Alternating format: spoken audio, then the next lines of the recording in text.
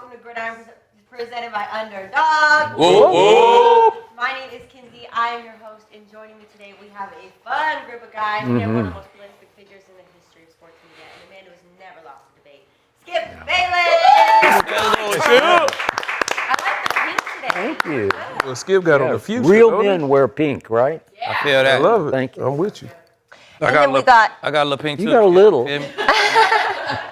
I heart my alone time. Yeah. Do you? I love it. I love it. You seem so social, though. I don't imagine you alone a lot. I don't get much, so that's why I love That's it. why you love it. The 5 minutes he gets a day. Wait a second, you're alone all the time on this show because you're on your own little island over there.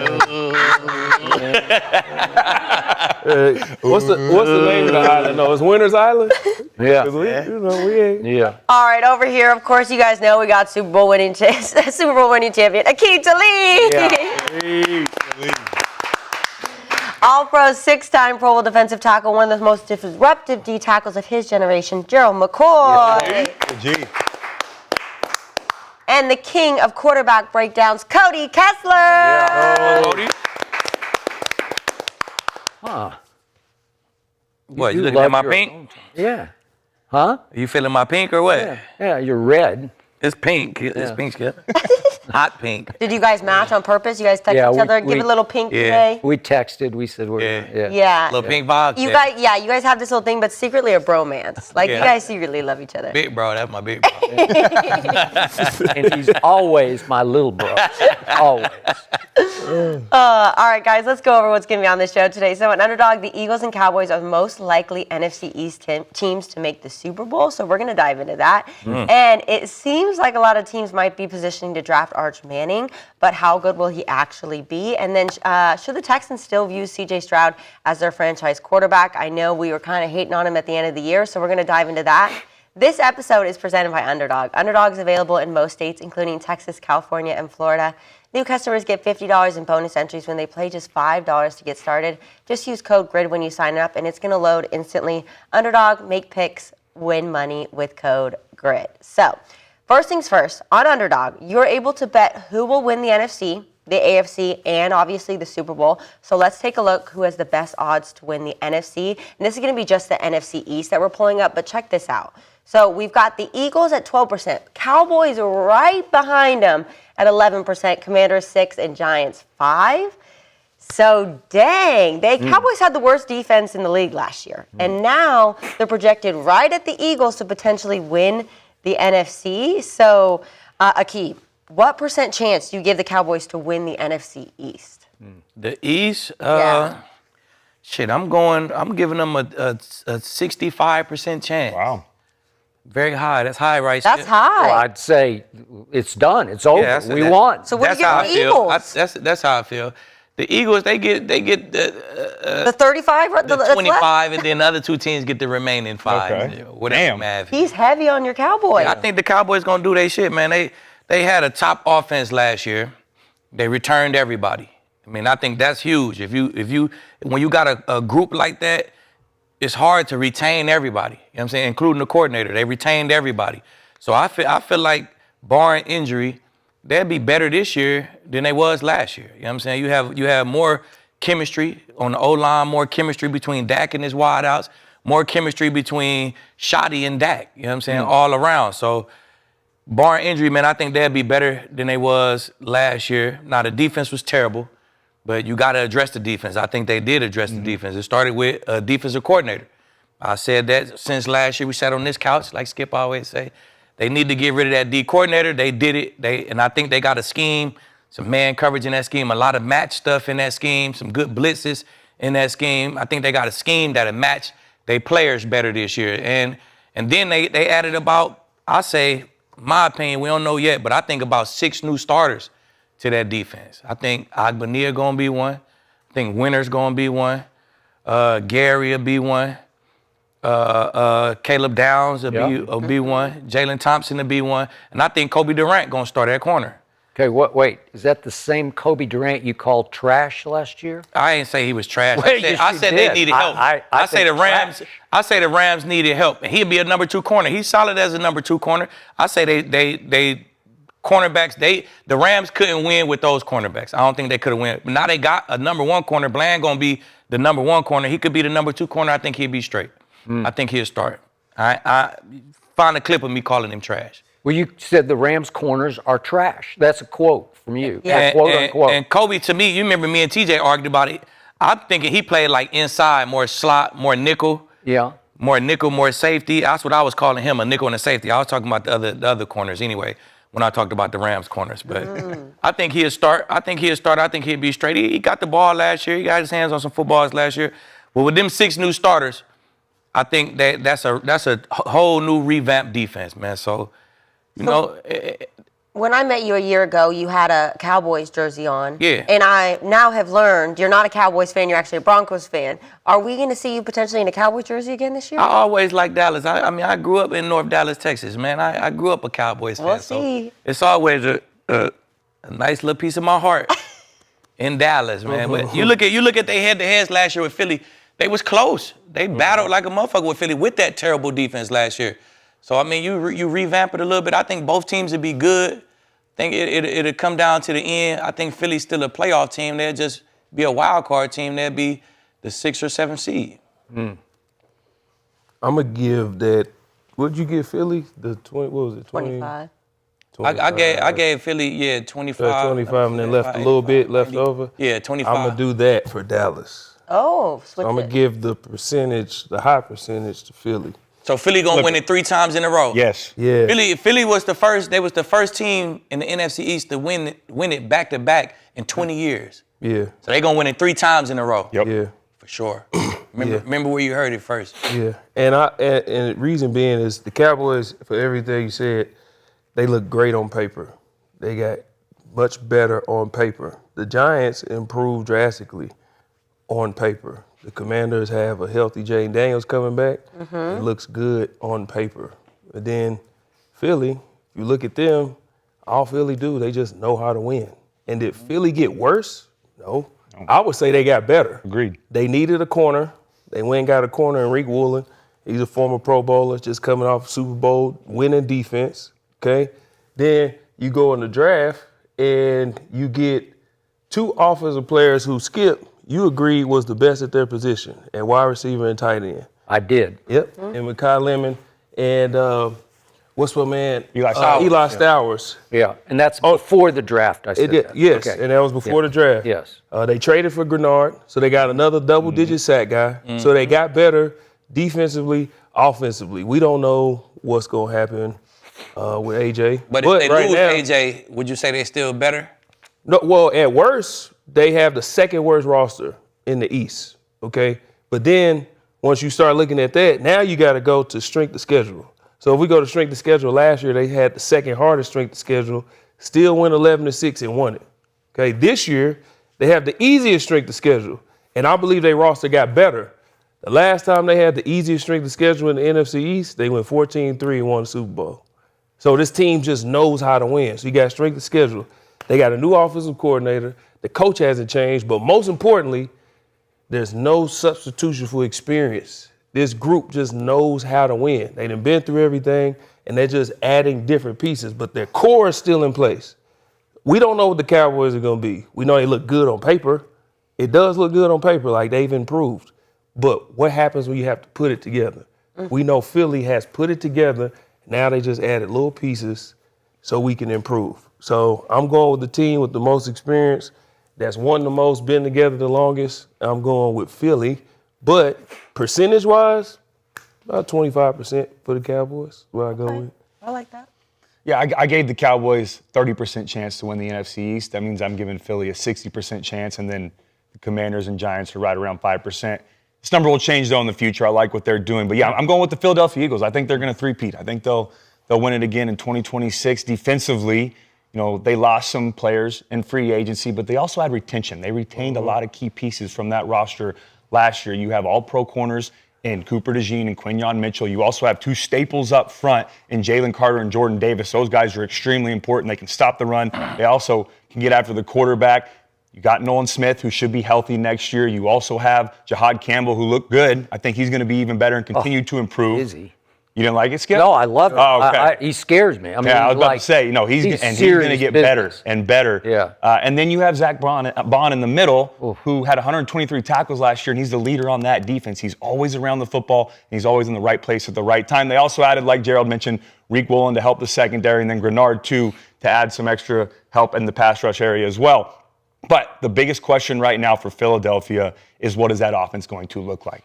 Last year it was not good enough, and that was really their downfall. But I think they're going to be a lot better this year. And they did some really good things this offseason to address that. The first thing they did was fire Kevin Patullo and hire Sean Mannion as their offensive coordinator. Now, I know Sean Mannion has never called plays before, and he's only been a coach for 2 years. But as a player and as a coach, he's been inside offensive meeting rooms with Sean McVay, with Matt LaFleur, with Gary Kubiak, with Clint Kubiak, with Dave Canales, with Zach Taylor, all these really good offensive minds. So he's gained a ton of knowledge, and I promise you he has notes to go back and look at as a player and now as a coach, to where he can, create this offense. Now, I don't know exactly what it's going to look like, but I anticipate that it's going to be heavily influenced by the Shanahan-McVay scheme. So what are you going to get with that? You're going to get creativity in the run game with efficient blocking schemes to help Saquon Barkley get back on track. You're going to get a quarterback-friendly system to make Jalen Hurts' life a lot easier and put him in positions to succeed. You're going to have easy, guaranteed completions. You're going to have guys running wide open. You're going to have great coverage indicators and knowing where to go with the football. He's going to use shift and motions so that Jalen Hurts knows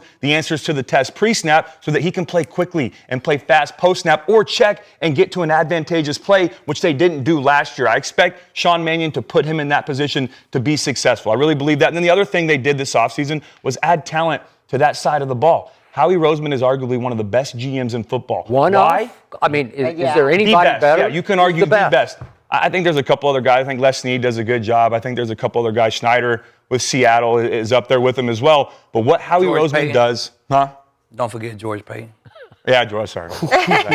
But what Sean, or what Howie Roseman is so good at is that he identifies a need and then he's aggressive by addressing that need. This offseason, or last year, Philadelphia was 23rd in passing offense. So what did he do? He went out and he signed Hollywood Brown, and he traded for Wicks, and then he moved up in the draft to go get Mekhi Lemon, and then he drafted Eli Stowers, who's a great pass-catching tight end. He did all these things to help Sean Mannion and Jalen Hurts have success next year on the offensive side of the ball. So I really love the direction that Philly's going in. I think they're going to be better than they were last year this upcoming season because of the moves they made. So I think they're going to win the NFC East for the third year in a row. Okay, my turn. I'm going to start at the bottom, and I'm going to give the Giants a 15% chance because they got way better. I don't care what you say. Oh, they did. They're on their way back, and there's a lot of talent in the front seven of that defense. And I like the quarterback. I'm not saying I love the quarterback, and I'm not sure he can stay healthy. But if he did stay healthy for 17 games, which is a huge if, they're going to be a factor because they got a real football coach. Like he's a real, live, proven, decorated football coach. And they're going to be a factor. And they're going to pull off 2 or 3 big wins in the East that's going to bring teams back together. And then if Jaden Daniels can stay upright for 17 games, they probably have a really good chance to win the division because he's that good. I think he's the most talented quarterback in the division. That's just me. So I'm going to give them a 20% chance. So now I've eaten up 35% of my percentage points, which brings me to Dallas. I'm going to go up to 30% because I'm trying to jump on the runaway train that you're driving. I'm trying to get there, but I've just grabbed hold of the caboose and I'm hanging on for dear life as the train runs away because I don't see what you're seeing. You're shocking me, and I think because you're on record from the start of the show last fall, this isn't the year. Next year is the year, and so you're just still trying to back up your early prediction with next year. Just got a good eye for it, Skip. Okay. All right. When I told you the Broncos was going to do what they did, you ain't believe me neither, right? No. Just got a good eye for teams on the rise. Okay. All right. I hope you have no idea how much I hope that you're right. But I'm still giving Philly a 35% chance of winning the East because of all the reasons you just detailed.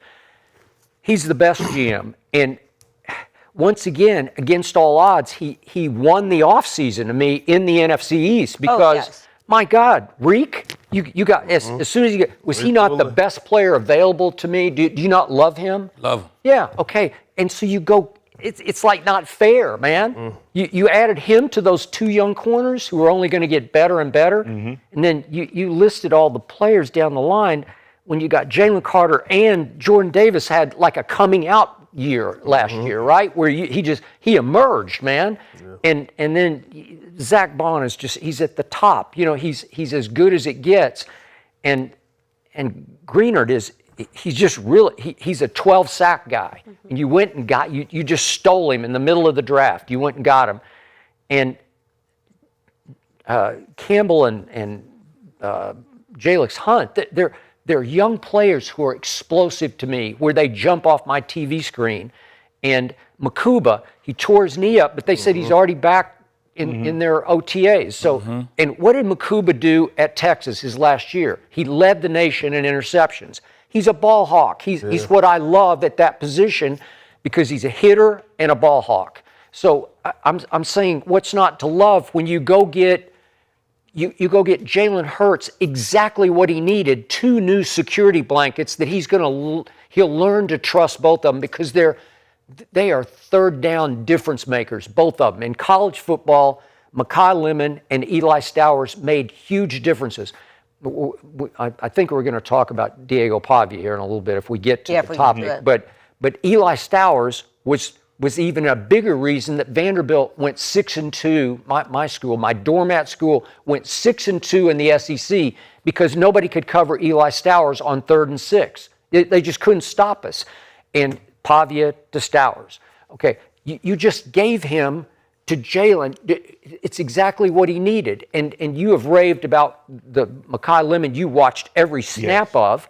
On 3rd and 5, was there anybody better in college football? No, I am finding number 6. And, okay. And you can use him in a lot of different ways, and that's exactly what Sean Mannion's going to do with that offense. All right. Okay. So back to, and seriously, you're raving about Christian Parker, and I'm trying to, but he's never done this before, right? Neither has Sean Mannion. Okay, and that's what I was going to get to. It comes down to who will be more valuable, who will have more impact as brand new coordinators who have never called plays on either side, called a defense or an offense, right? The one who got a Super Bowl winning coach behind him. Okay.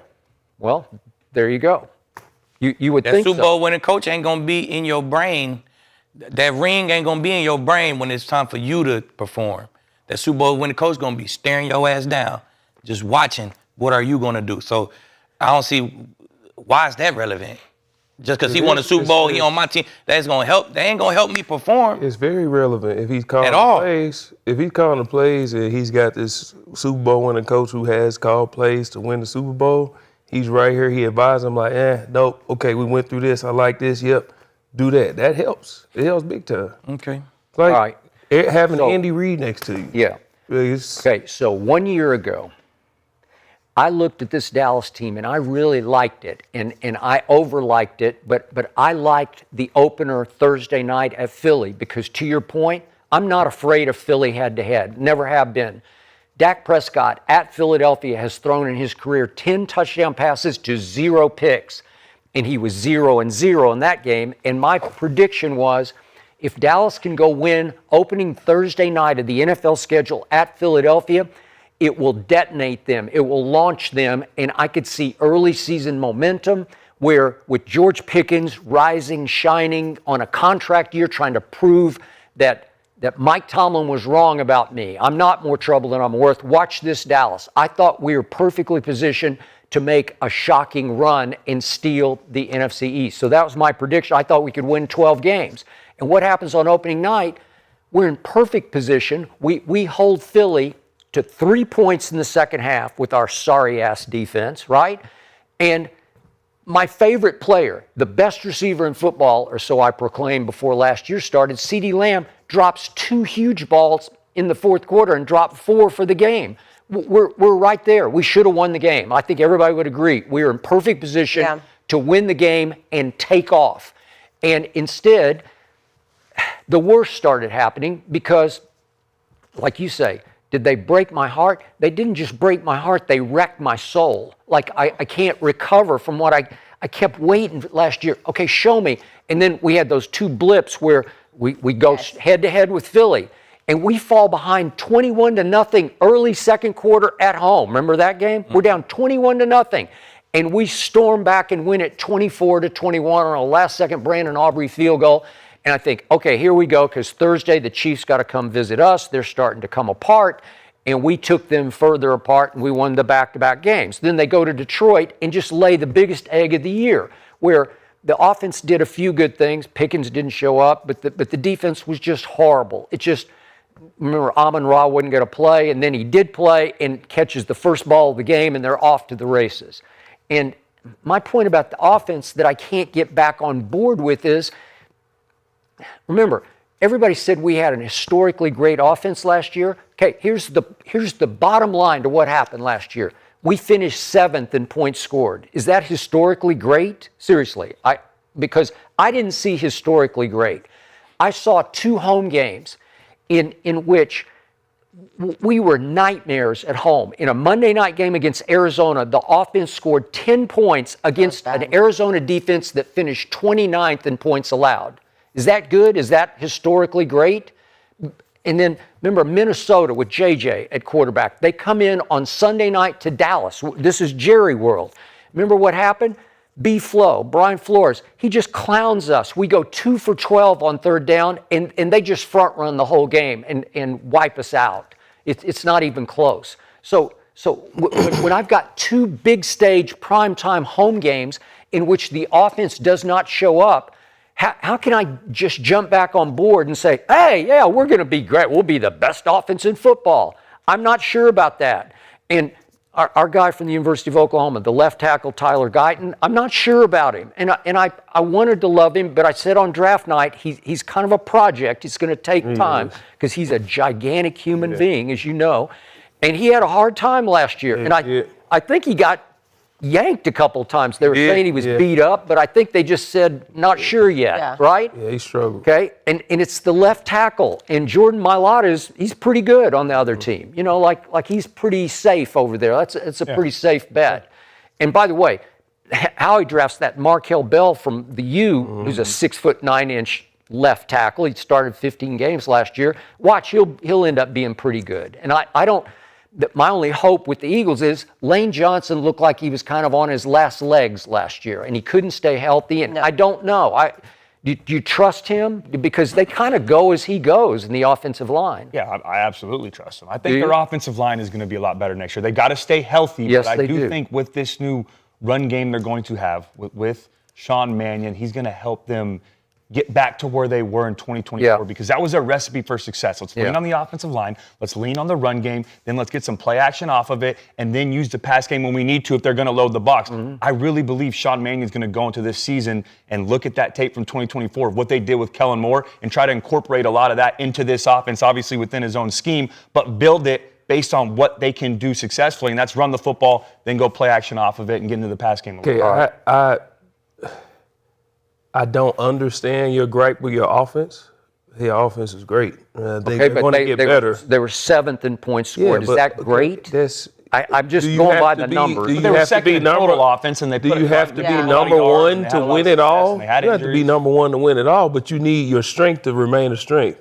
And I do understand why you picking the Cowboys, because the defense is halfway better than what they were last year. They win more of those games, whereas Philly, just knowing how to pull games out, a couple different plays go their way, the whole record could switch. So I do understand why you saying what you're saying. It ain't like Philly just dominated last year. It's not. That's what I'm saying. It's not crazy. Ain't like Philly just dominated last year. I'm not. That's what I'm saying. You picking the Cowboys is not crazy because it do make sense. They did get much better on defense. So all they have to do is be just halfway better than what they were last year, and they win another 4 games. But I don't understand your gripe with your offense. The big thing too for me with all of that is you guys have always talked about it, how important defense is, right? You have an established, proven defense in Philly. The second half of the season last year, you can argue they were as good as anybody in the entire NFL. It was good. And they also have Vic Fangio calling plays, who's a veteran, and he knows how to put guys in positions to succeed. And I think he's built a really good scheme in Philly that highlights the strengths of his players. He's done a great job of that. What's the strengths?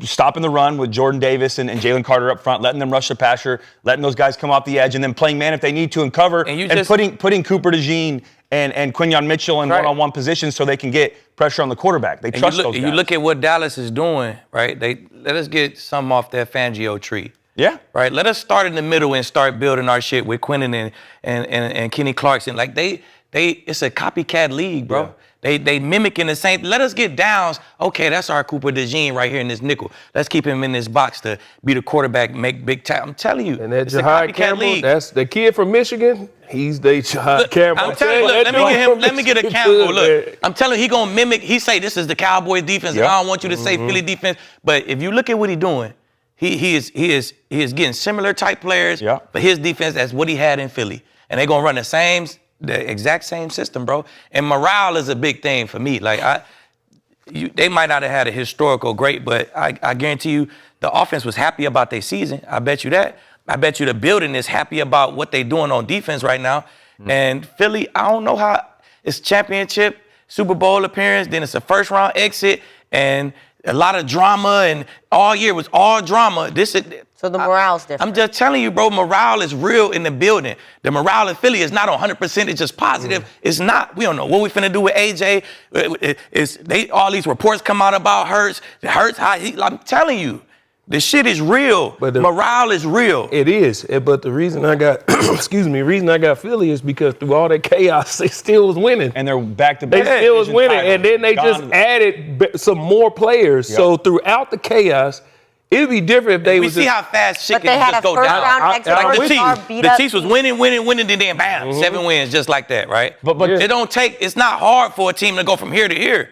I'm telling you, I won a Super Bowl. Shit, one player go out, 6 wins, 4 wins the next season. It's like this, bro. Yeah. With the exact same defense. We took Peyton out, one player, 5 wins or whatever the fuck we had. See, but okay, to that thing, my whole point is we're talking about a first-round exit. We're talking about a team that won the Super Bowl the year before. With Dallas, they've won 7 games each of the last 2 years, and they're coming off of their worst defensive season statistically in franchise history. So and it was at one time, Philly was that team. They was just playing bad, sorry, then boom. Here you go, they back on top real quick. Like every team, Dallas can't do it. The Patriots was that team. They was trash, then boom, they back in the Super Bowl. It's just how football happens, bro. It's year to year. You know what I'm saying? Sometimes you're super healthy, sometimes we call it the injury bug, we bad. Like, so it's just how football happen. You'll see. Okay, so 6 new starters potentially on defense. So you're just going to revamp it. You're going to turn it inside out, upside down, and start over. Starting with the coordinator. With the new coordinator. So should we completely demonize Eberflus and say it was all on him? Because a lot of it was. Okay, well, it could have been. A lot of it was, bro. You got man corners. We playing cover 4 and cover 2. I got it. And you're calling him Eberfluk, and I'm calling him Eber fraud. And it was clear that Trevon Diggs just quit on him. He just said, I don't want to play for him, right? Nah. Trevon Diggs did his best to try to be a zone corner. When all my life, since I turned to a corner, I've been playing man. That is correct. Now I got a coach who just put me in zone. They sent him home. And right now he doesn't have. And why they sent him home? Because he was trying to play cover 2 in practice, and he got a ball caught on him, and they brought him in the office, and y'all getting on me about playing cover 2 when I'm a man corner. Okay. So I thought with Diggs and Bland and that Savon Revel, I liked him. You don't love him yet, and you didn't include him. He ain't showed me nothing yet. Okay, all right. I just got to see it. Okay, and I thought that Ezra Uwaku, their second-round pick last year, and James Houston, who they took off the scrap heap, but he can rush the passer. And I'm looking at Sam Williams, another second-round pick of theirs, and I thought we got enough firepower, even without Micah. We can get after the quarterback, and it just didn't happen. Then we go get Quinnen. And I'm thinking, happy days are here again. I'm celebrating on our show that day. I'm doing a dance, we stole Quinnen Williams from the Jets. And he plays 7 games, and I didn't see massive difference. I didn't see, oh my God, this is because Kenny Clark played all 17 games coming back in the Micah trade. So I had, for the last 7 games, I had Quinnen and Kenny Clark in the middle, and it didn't wreak havoc. I'm a little concerned. Was that... Yeah, but all we got? Yeah, but you gotta understand, like what he's saying is that coach tried to put his scheme on the players instead of fit the scheme I around understand. what the guys do. And I told you, I watched the tape. Y'all had rushers. You're did. not wrong about having rushers, God. but I also watched how it was being coached up. It wasn't being coached up right. Now you bring in guys and you put them in position. The guys were there, but I'm telling you, man, I played for Mike Smith. And Mike was a great guy, but he put us in horrible positions. And we used to call certain stuff. We used to be looking at each other like, what are we doing? This don't even fit what we do. And it just put us in horrible spots. And you look at the players, they like, oh, well, Gerald not doing this. Robert Ayers not doing this. They not doing this, this, and this. And we all sitting in the meeting room like, bro, if they only knew like what position he's putting us in. I did the same thing. I played for Jack. We brought in D. Ware and TJ and Aqib. And shit, we lost first round to Andrew Luck and the coach. Our defense was solid. We probably was like 11 for 12, maybe 10th, right around top 10. Yeah. It was cool. Our scoring defense was okay. Like the very next year, you bring in Wade, and he got TJ doing what he want to do. Well, Guard, blitz in the box. Jack had us sitting off playing cover 4, off at 9, and like that ain't what we do. We draft Roby, and we all playing cover 4 and all this match. Like this ain't what we do. Wade come in, let us get up on the line and press and do what we do. Blitz, make the ball come out faster. Let TJ blitz. Let D. Ware and Vaughn do what they do. And then we're the best defense in the league, like that. And it's not even just the best, it's one of the most dominant defenses ever. Like, it just switched from that to that with one coordinator. That's because you got to be in position to do what you do. Okay. That's the defensive coordinator. That's his goal. That's his challenge, is to let me put my players in position to do what they do well. Okay. And Eberflus just didn't do that last year. and yet, why was he able to be so successful as the coordinator in Indy, which got him the Bears head coaching job? Right. Because I'm pretty sure they were a playoff team in Indy. Right. When Maybe was he the had the coordinator. guys. Maybe that's what it was. He had the zone, the cover 2, the cover 4 guys in Indy, and he was successful. Now he like, well, shit. Everywhere I go, we running that shit. But you can't do that. Wade Phillips then went to L.A. with me in L.A., and we started off being the same, on the line, blitz, plan man. My dog MP ain't really like that shit. He was giving up some touchdowns, and he ain't really like it. What did Wade do? Wade wheeled it back in. Yep. Look, I got Lieb. He could play off. Lieb could pretty much do it all. Let me turn this into, we turned into a cover 3 team. You know what I'm saying? And then what we do? To the Super Bowl. Our defense improved dramatically. It helped to have Von Miller, but No, but I'm I mean, saying we didn't have Von. but even to We didn't have Von. No, to Keith's point, I talked to Aaron Donald and I talked to him about Wade Phillips. And when they had their conversation, one of the things he said is if you look at the history of Wade Phillips' defenses, he always got a top guy, like sack guy that gets to the quarterback. Always. J.J. Watt. He know how to Aaron create Donald, it. because he created. He know how to create you a one-on-one. He say that guy, if I get him one-on-ones, he'll destroy everything. So Exactly. let me put him in position to do it. And if you look at his track record, DeMarcus Ware, J.J. Watt, Aaron, he put these people in Von. He putting these people in the perfect spots so they can be them. He pressure from this side and put Von over here. What you gonna do? That's what I'm Send saying. the line this way. And deal with Now Von. You know what I'm saying? unfortunately I'm have gonna put one-on-one. pressure on these edges Yeah. and leave Aaron Donald right here. What you gonna do? Yeah. I gotta protect these. Fan. I gotta fan. And get a one-on-one and with get the this guard one-on-one right right here. Wade know how to create it. That's what he do. That's what Eberflus wasn't doing. He had 4-man rushes and zone coverage too many times. okay, Simple as well, that. what did I say midway through the year? I would pay your salary if they would hire you to be the defensive coordinator Yeah, of my you did. Cowboys at mid-season. And I'm not joking about that, because I do like your eye for the defensive side of the football, for both sides. But the point is, I need a Lieb. I need to look at my defense and say, oh, I got him. And maybe Caleb Downs is that guy. You got 2 of them. Okay. You got Bland too. Okay, well, he was that guy, but we're going back 3 years ago, and he hadn't been able to stay healthy. He's got foot problem, both feet. Yeah. I don't know. right. I saw a flash. I saw 1 year where he just pick six the league to Yeah, death. you Is don't he make a not- mistake and is have he 9 not- picks, 5 touchdowns. Is he not? It's no mistake. Is he not that guy? Or did he just get hurt?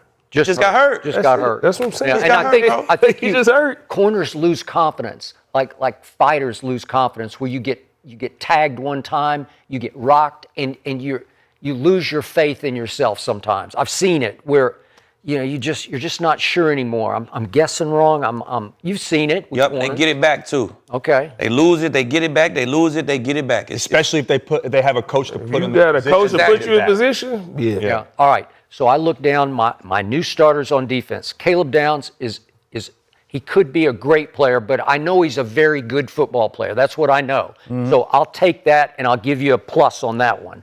Malachi Lawrence was a bit of a reach. Maybe by game 8, 9, 10, maybe he'll start to figure it out. We'll see. Maybe. Yeah. Yeah, okay. He might come and be what G thought he was when G sat on his couch. He might be that guy. Yeah. He can rush. Okay. He might be that guy. Instant I impact. just think it's going to be such a step up in competition that it's going to take a while for him to figure it out. But it's I could be edge wrong. though. Yeah. Edge is. I'm telling if you, if you can rush, you that's can plug rush. and play on that edge. Okay, Rashawn Gary. I'm just telling you, I know him from Michigan. It's a long story, but I've been tracking him closely. He is a notorious underachiever, and Green Bay was about to just cut him.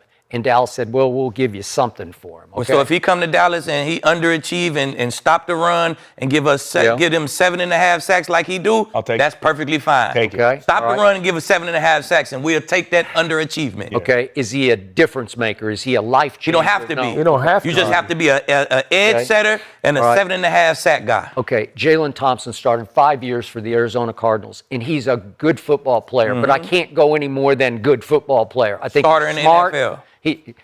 Is he a Pro Bowl? No, he's not. He hadn't come close to making any Pro Bowls. Will Right. he be a Pro Bowl safety? I think he'll start on any team in the NFL he go to. He's going to start safety. And yet, going into last year, I got to tell you, I was comfortable with my safeties. I thought they were pretty safe. Malik Hooker is a former first-round pick, and Donovan Wilson he makes stuff happen, man. He's a good blitzer. I love Malik Hooker. I think when they go nickel, I think it'll be Caleb Downs and Thompson. right. When Okay. they go nickel, Caleb Downs will go down.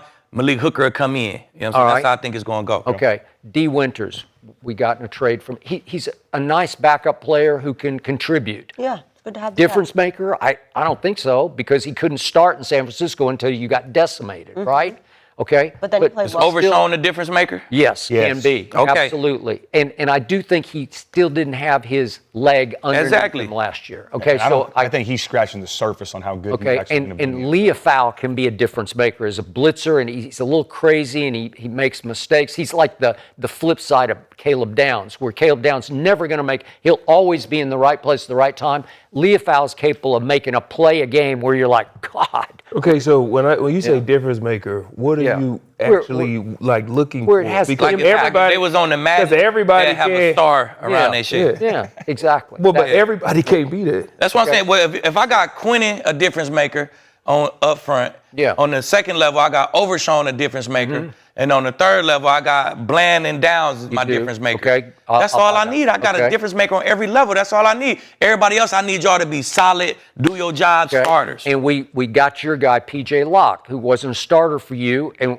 we didn't have to give him it was 1 year, $4 million, but will he contribute? Will he give us some depth to that? Can he play special teams? Yeah, okay, so will it make us a little bit better? Sure. And then you mentioned Kobe Durant. Is he a difference maker? I don't think so, but you like him in the flow of what they have, right? I think he'd be straight. Well, I He'd be the number 2 guy. I think he'd be straight. I think it's just our definition as a difference maker. Because I think difference maker, he's like, is he a different? I need a lead. Okay. Lead is an all-pro. It's Okay. 22 to 30 of them across the entire NFL, 1,600 players.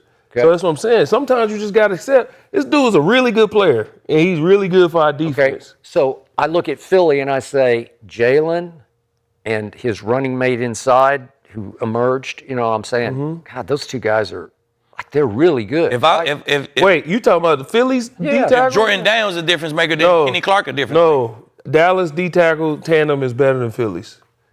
They established. You're saying they Quinn both. Williams and Kenny Clark Yes. are better than Yes. Jalen Davis? Carter and Jordan Yes, Davis? Jordan Davis had a Man, really good I- season, No, but I'm talking that's about just wrong. I'm talking about They're not- experience. Okay, so when we talk, and this is what I'm looking at. Jalen Carter's extremely talented. Yeah. Has he taken that jump since that year he made All-Pro? Have we seen vast improvement? Did we see what he was when we seen him make All-Pro? Did we see him like, man, what that dude is going to be? Did that happen? It didn't happen. I mean, I don't think he got Jordan- worse. I he think didn't he's know that's still- what I'm saying. He I didn't get worse, I also but I'm think saying offenses started focusing on just- it more. Hell yeah. But They didn't want to him just say that they're so much better than the two y'all have. Okay, Jordan Davis, he was all pro last year to me. Like every time I turn on the Was TV, he all pro or just to you? No, in my mind he was. Well, he I was a what was- difference maker. he don't play enough snaps to be a different. That's what I'm saying. Like, I'm not gonna say Jalen Carter, Jordan Davis is better than Kenny Clark and Quentin Williams. They got the same. They got a difference maker up front. Jalen Carter. All right, we're going to move Okay, on. so real quick, will Deron Bland be better than Quinyon? Probably not. No, he won't. I don't know. Because I look at it like Quinyon, he take receivers away, he's strapped. But bro won't get that many interceptions. No. If Bland hot, his hot is He's hot. 6-7 interceptions. No, he no, get I the ball. understand. He No, do I what got you it. like to see. Yeah. I'm surprised you like Quinyon because he don't get the ball. Just like you said. You like him, but he don't get the ball. You don't like Caleb because he don't get the ball, but you like Quinn, he don't get the ball. So I don't know. I just know he straps. That's what I know. That's what he do. He just covers like crazy. Yeah. Like he's But if you can give me a top Quinyon and then or a top Bland, I'm probably gonna take Bland because he get the ball. okay. So if I go to the top of your position that you played, because I knew Dion and I covered Dion. Dion took the whole half of the field and nobody would throw over there, not because he's strapping everybody. It's because if you throw it in his direction, he's going to go get the football and house Yeah, it. Dion was Take good. right? He did both. You barely gonna He see did people everything. do Yeah. both. Okay, so, Yeah. so You barely that's, gonna see that's guys who the do both. ultimate That's at that one-of-one. position. Right. Right? Yeah. Okay, so that's what we're talking about. And Quinyon is half of that. Can he cover the way Dion? Yeah, he can. He can take one receiver out of the picture. But are you afraid to throw over there? I don't think you're afraid to because he doesn't show you ball hawk skills, instincts where I see ball, I'm going to get ball Right. the way you did. All right? All right, well, one thing I know is, Aqib, you need to keep talking positive about the Cowboys because before you went on your roll, you were a little positive. I saw a little light back in you. I'm trying. And Yeah, I want that back for you. Also, Thank the you. chat has the Eagles at 45% Okay. and then the Cowboys at 33%. So 33%, I mean, that's some hope for the Come Cowboys. on, chat. Yeah, What maybe they we're all on? going to be in Cowboys jerseys for Ride with for Lee. Skip this year. All right, I want to keep it on the Cowboys because I do want to play a clip that we have. So ESPN's documentary, The Pick Is In, highlighted an interesting conversation from draft night when they traded up to take Caleb down. So I want to play this. It's actually a fun one. Hey, Kyle, this is Stephen Jones. Hey, Steven, how are you, man? Right here in Dallas, one behind you. Wondering, are y'all going to pick away, or would you be What are you interested? guys? We, What are you guys looking? we'd probably throw in our fifth plus something. Go one spot. 5+. No, we're gonna stay. Okay. We're gonna pick. Okay. Sounds good. All right. No good. Miami is using all of its time here. I really didn't think that Miami in this particular case was going to draft him. But I didn't doubt a minute that somebody else would come over and trade Miami out of that spot and get him right out from under us. It wasn't a hard decision to go ahead and up the ante and make sure we had him. The league in general, had that feeling that, the draft wasn't that deep in blue chip type, especially defensive players. So, we just decided to pull the trigger there and send the 2 5s. Hold on here, Steve. They'll move back one spot. You'll move back one spot for a 5? Yeah. No, we do. We're 177, 180 if it's 2 5s. Okay, we got it. So a lot happened there. Yeah, a lot Skip, happened. what's your reaction to this? All right. So let's start with another clip that's out there on the internet because first the Cowboys tried to trade up with Cleveland. Mm-hmm. So Cleveland had traded back from 6 to 9 to Kansas City. Who took Delane, your guy. Mm-hmm. And they got the Browns a 3 and a 5 to go back 3 spots, which is a good haul for them. And that's why they ended up having a great draft, back-to-back great drafts.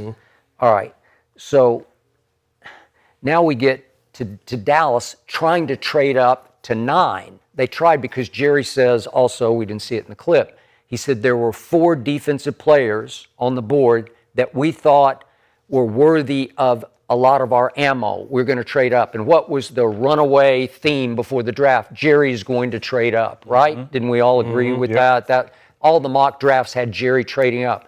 So I think Jerry felt pressure to trade up, to rise to expectations. Because remember the documentary that came out, I was a big part of, on Netflix back in August. It was called America's Team, The Gambler and His Cowboys. So he's got a reputation to live up to. I got to go up and get somebody. And I'm pretty sure at 9, because 3 of those 4 were gone by 9, so it's got to be you're trying to trade up for Caleb Downs at 9. And they say, no, we're going to stay put because we've got, and then you can hear it on the clip, one of their scouts reads the report again on Fano, and he concludes with, and he's the best guy, the best human being in the draft on top of being a great player. Like he's going to be a great player at left tackle. And they say, great, and they stay home and stay put at 9 and take Fano. And they knew that the Giants were right after him, and they were most likely going to take an offensive lineman as well, so they were worried about losing their guy. Okay, so now Dallas is on the clock or Miami's on the clock at 11, and Dallas is trying to trade up, and you see Steven make the first call and say, we'll give you a 5 and something, he says, so we could sweeten the pot a little bit. Extra. And Miami says no. And the phone is hung up, and the clock is ticking. Now we're getting deep. It's only 8 minutes. Remember, it used to be 10. It's only 8. So now we're getting deep into the clock for Dallas and Miami. And finally, Steven says, well, I can give him the other 5, and I'll call him back and try again. There's 2 minutes left on the clock. And by then, if no one else had traded up that deep into the clock, nobody was going to trade up for Caleb Downs. And it came clear, nobody tried to trade up to 11 for Caleb Downs except Dallas at 12, right? I think we can conclude that because nobody reported it.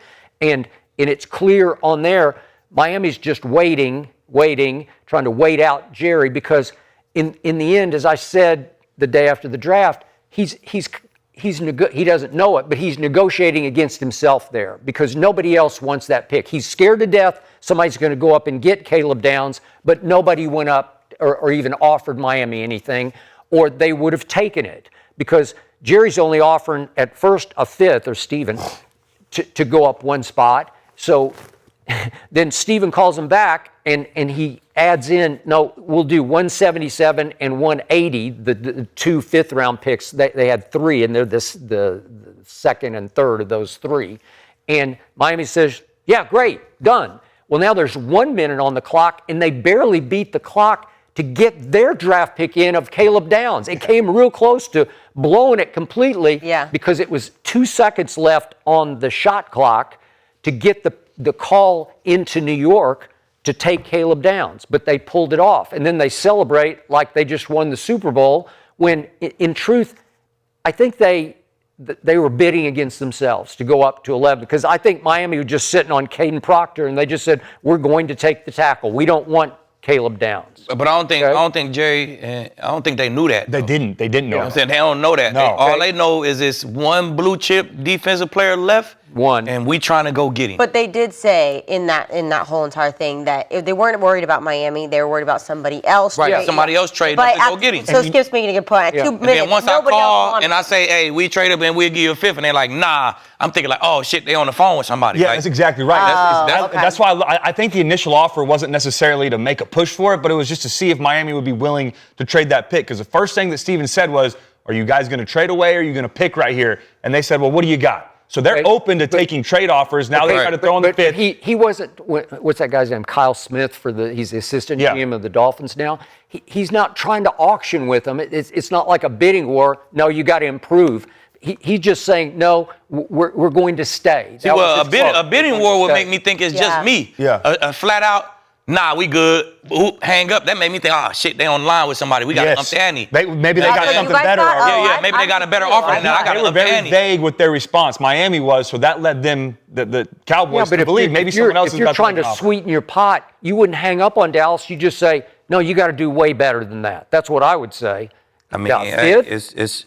It worked. Whatever they did, it worked. Yeah, it worked. It made Steven them called back. think They somebody played it else was on the cool. And I line. love what Jerry said. He's like, I'm not worried about Miami taking Caleb Downs. I didn't think anybody thought that's who they were going to take there, but I'm worried about someone else jumping up ahead of us to take Caleb Downs because other teams would have done that. And now Miami's made it clear that they're open to trading that pick. So we've got to make a move. We don't want to wait because we don't really know what's going on. I love the aggressiveness. Caleb Downs is absolutely worth 2 fifth-round picks. I would have done that in a heartbeat. I think the move they made was great. Guaranteed you got a blue-chip player. Why didn't the Dolphins take him? Because they didn't need him. They needed an offensive tackle. a left tackle for the future. They have a lot of other areas to fill. But wait a second. All the mock drafts had him going way high, Caleb Downs. Yeah. And we talked about Matt Miller's on ESPN.com. A lot of the mockers had Caleb Downs as the best defensive player in the draft. Right. And I detailed for you how 10 times going up to 11, teams could have taken Caleb Downs as the best defensive player. And they're saying, no, we have a bigger need at tackle or whatever. Why it's important to also not only look at value of a player, but the team's positional needs, who's picking. They're not always going to just jump on the most valuable player. They're going to... It's best player available. And well, but it also has to have a positional need. They're not going to take the best player available if they're already loaded at that position on their football team. And they also have to look at it in the sense of, all right, Dallas right now is, to Aqib's point, very close to being a win-now football team. They got to add a couple pieces on the defensive side of the ball. Miami is trying to rebuild. So there was more incentive for them to trade back and add 2 fifth-round picks so they can continue to build their football team instead of taking a guy maybe they wanted right there and not getting those 2 fifth-round picks. So I thought it was a great move by Dallas. I thought they handled that perfectly. They felt out and assessed the situation. Miami's willing to trade back. They didn't. I thought it was a great move by the Dolphins. That they just completely bluffed Dallas out of it worked for both. It worked for both. Okay. Do you think anybody made any bid to go up there? Did anybody offer anything to the Dolphins to go up for I mean, we don't know. We got to see their whole little draft tape. But the clip ain't come out yet. But either way, even if we can see it after the fact, Jerry and Steven don't know that in the moment. They're worried about someone coming up and getting them. Okay, but we can do away with 2 fifth-rounders for a Caleb Downs type player. With 2 minutes left in the draft, as soon as Miami said, yeah, we'll take your 2 fifths, did you know, whoops? No. Whoops, because nobody's offering anything, or they would have already taken it. If I told you before the draft that you would have to give up 2 fifth-round picks to guaranteed Caleb Downs, maybe not you because you haven't been in love with the type of player he is, I'm doing that in a heartbeat. I would absolutely take that offer. And then you also have to look at this entire draft in totality. What they do later on, they traded back with Philly and added 2 third-round picks. So they made up for those picks and still addressed 2 positional needs at safety. What do you think would have happened if the Dolphins had said on the clock, mid-clock, let's say with 4 minutes left, Jerry, we're going to need your second next year because Dallas didn't have a second this year. We need your second next year to move up. Would Jerry have done it? You better believe he would have done it because his pride and reputation were on the line at that point. He had to do something, and it helped Jerry to be able to say, my God, I traded up. I did trade up like that on one camera spot. too. Jerry was sitting back like, man, I always get what I want. Yeah. He just was, I think at the end of the day, it's just going to matter how Caleb Downs play. Yeah. You know what I'm saying? So that's going to determine if it was worth it, if it wasn't worth it. Shit, if he come out and ball and be defensive rookie of the year, it's going to seem like a steal. Because they gave up 2 fives to get him. To hear you talk, it feels like the Jets at 2 should have taken Caleb Downs. Am I right? I mean, the Jets are a terribly bad football team. When I'm trying to build a terribly bad football team, I'm going to start at them cornerstone positions, edge, corner. I'm going to start with those. You know what I'm saying?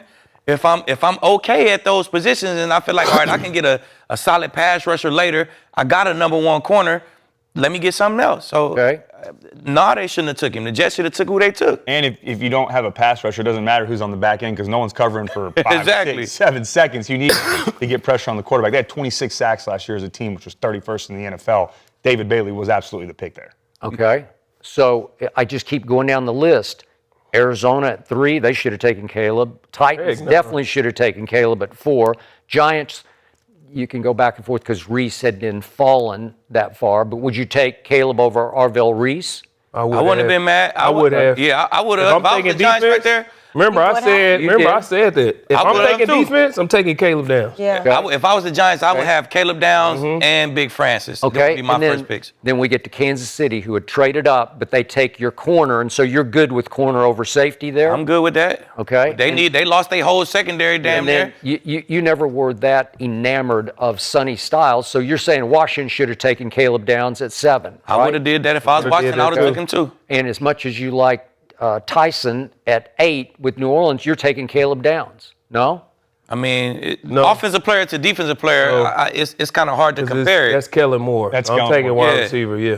I got a Okay. young quarterback. That's same with the Titans. I got a Schultz young Thomas. quarterback. Whereas- I need to get him a guy. Let me get him a guy. Okay. So then Cleveland pops back up at 9, and they take Fano, but you would take Caleb Downs. No? nah, my No, defense, because because my defense is Your strong. defense is good. I'm trying You're to build up my protect that offense. guy back there. Yeah, I need to build my offense. So I'm not taking Caleb Downs if I'm Cleveland. No. Okay. And then the Giants again take offense. They go If tackle. I was the again. Giants, I would have already had Caleb. I would have had Right. Caleb Downs. All right. And then Miami, I don't know. I just think they definitely should have taken Caleb Downs.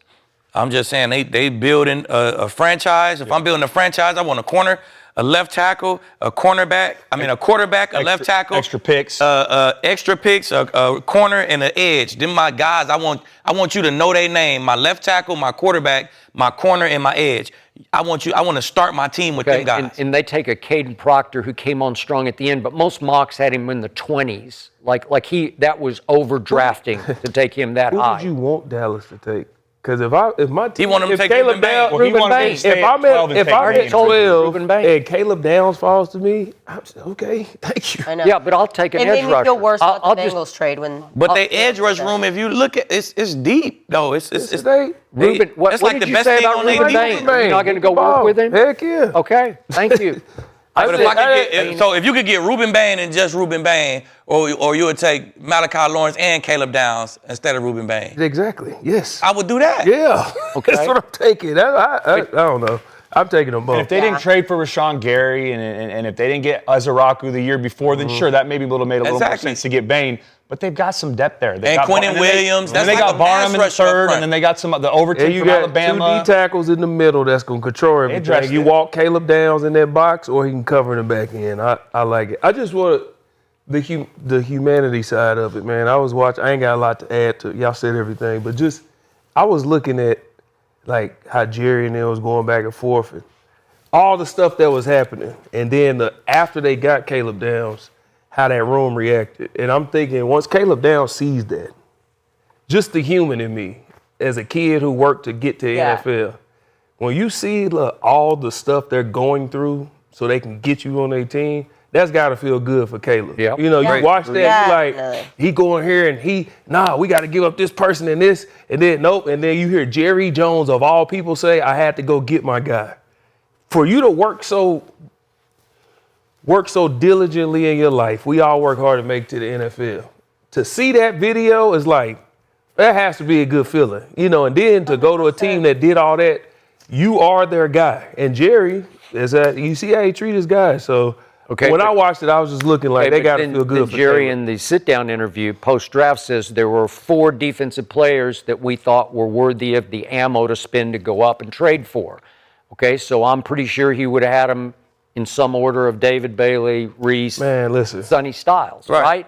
Okay, so they didn't have Caleb Downs number 1 on their draft. Lee, He ain't say Caleb Downs wasn't number 1. He just said it's 4 players. Lee, Okay, but I'm if they ranking 4 corners, they need everything. Wait, if they ranking the 4 greatest corners of all time, and they give you 4 names, and your name is in the one of the 4, do you care if it's 1 through 4? I'm good with that. They said these are the 4 top players on defense. I don't care if I'm 1, 2, 3, or 4.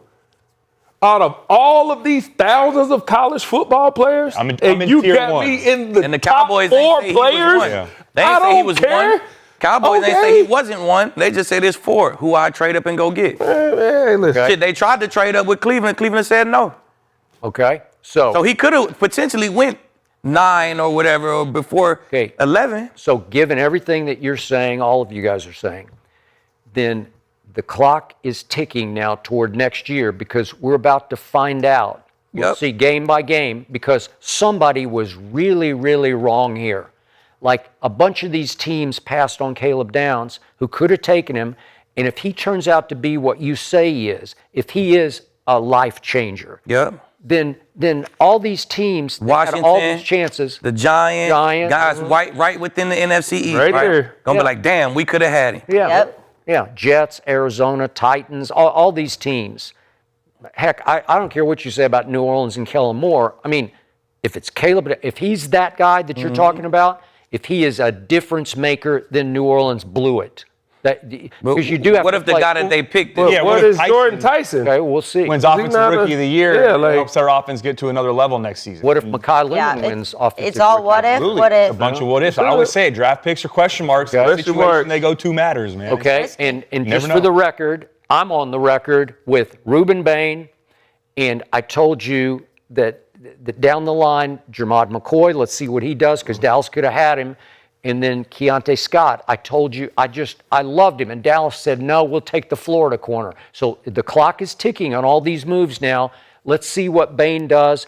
And if he immediately explodes, maybe you'll start saying, well, I don't care how deep the rush room looks right now. I ain't going to say nothing because he's going to be doing it for Tampa. But a couple different things can be true, Skip. All these guys can have success at wherever they go, and they may be in the best position they need to be to succeed. So I knew that it would take Cody to say he feels strongly both ways, right?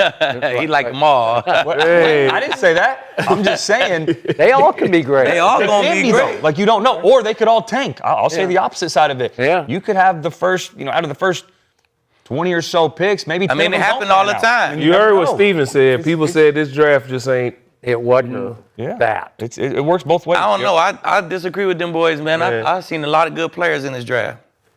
I've seen a lot. All right, we'll see. Like Hall of Fame quality?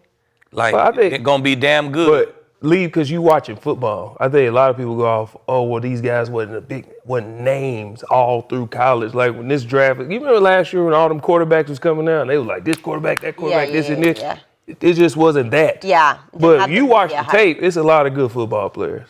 Yeah. All right, we'll find out. I do kind of want to touch into next year a little bit because, Aqib, you've said multiple times you think the Jets are tanking so they can get Arch Manning, right? For sure, tank. Okay, so Manning started slow last season, I'm going to be honest, but he really turned it up in the final 6 games of the season after he had 12 touchdowns and 5 interceptions in the first half and then threw 14 touchdowns and just 2 interceptions at the back end of it. So some draft experts have Arch going number 1 overall in 2027, but it is a deep quarterback class. So, Cody, how good will Arch Manning be in the NFL? You also talked about maybe next year. Yeah, I mean, first of all, I'm looking at it for next year. I think he's going to have a big year at Texas next season. Some of the most important things that you look at when evaluating young quarterbacks is improvement and development. You're going to make mistakes early on. It's inevitable. It's always going to happen. But what's most important is how you learn from those mistakes and how you correct them. Remember, Arch Manning was only in his first full season as a starter last year. Yeah. And we saw in real time him develop throughout the entire year. If you look at the season in totality,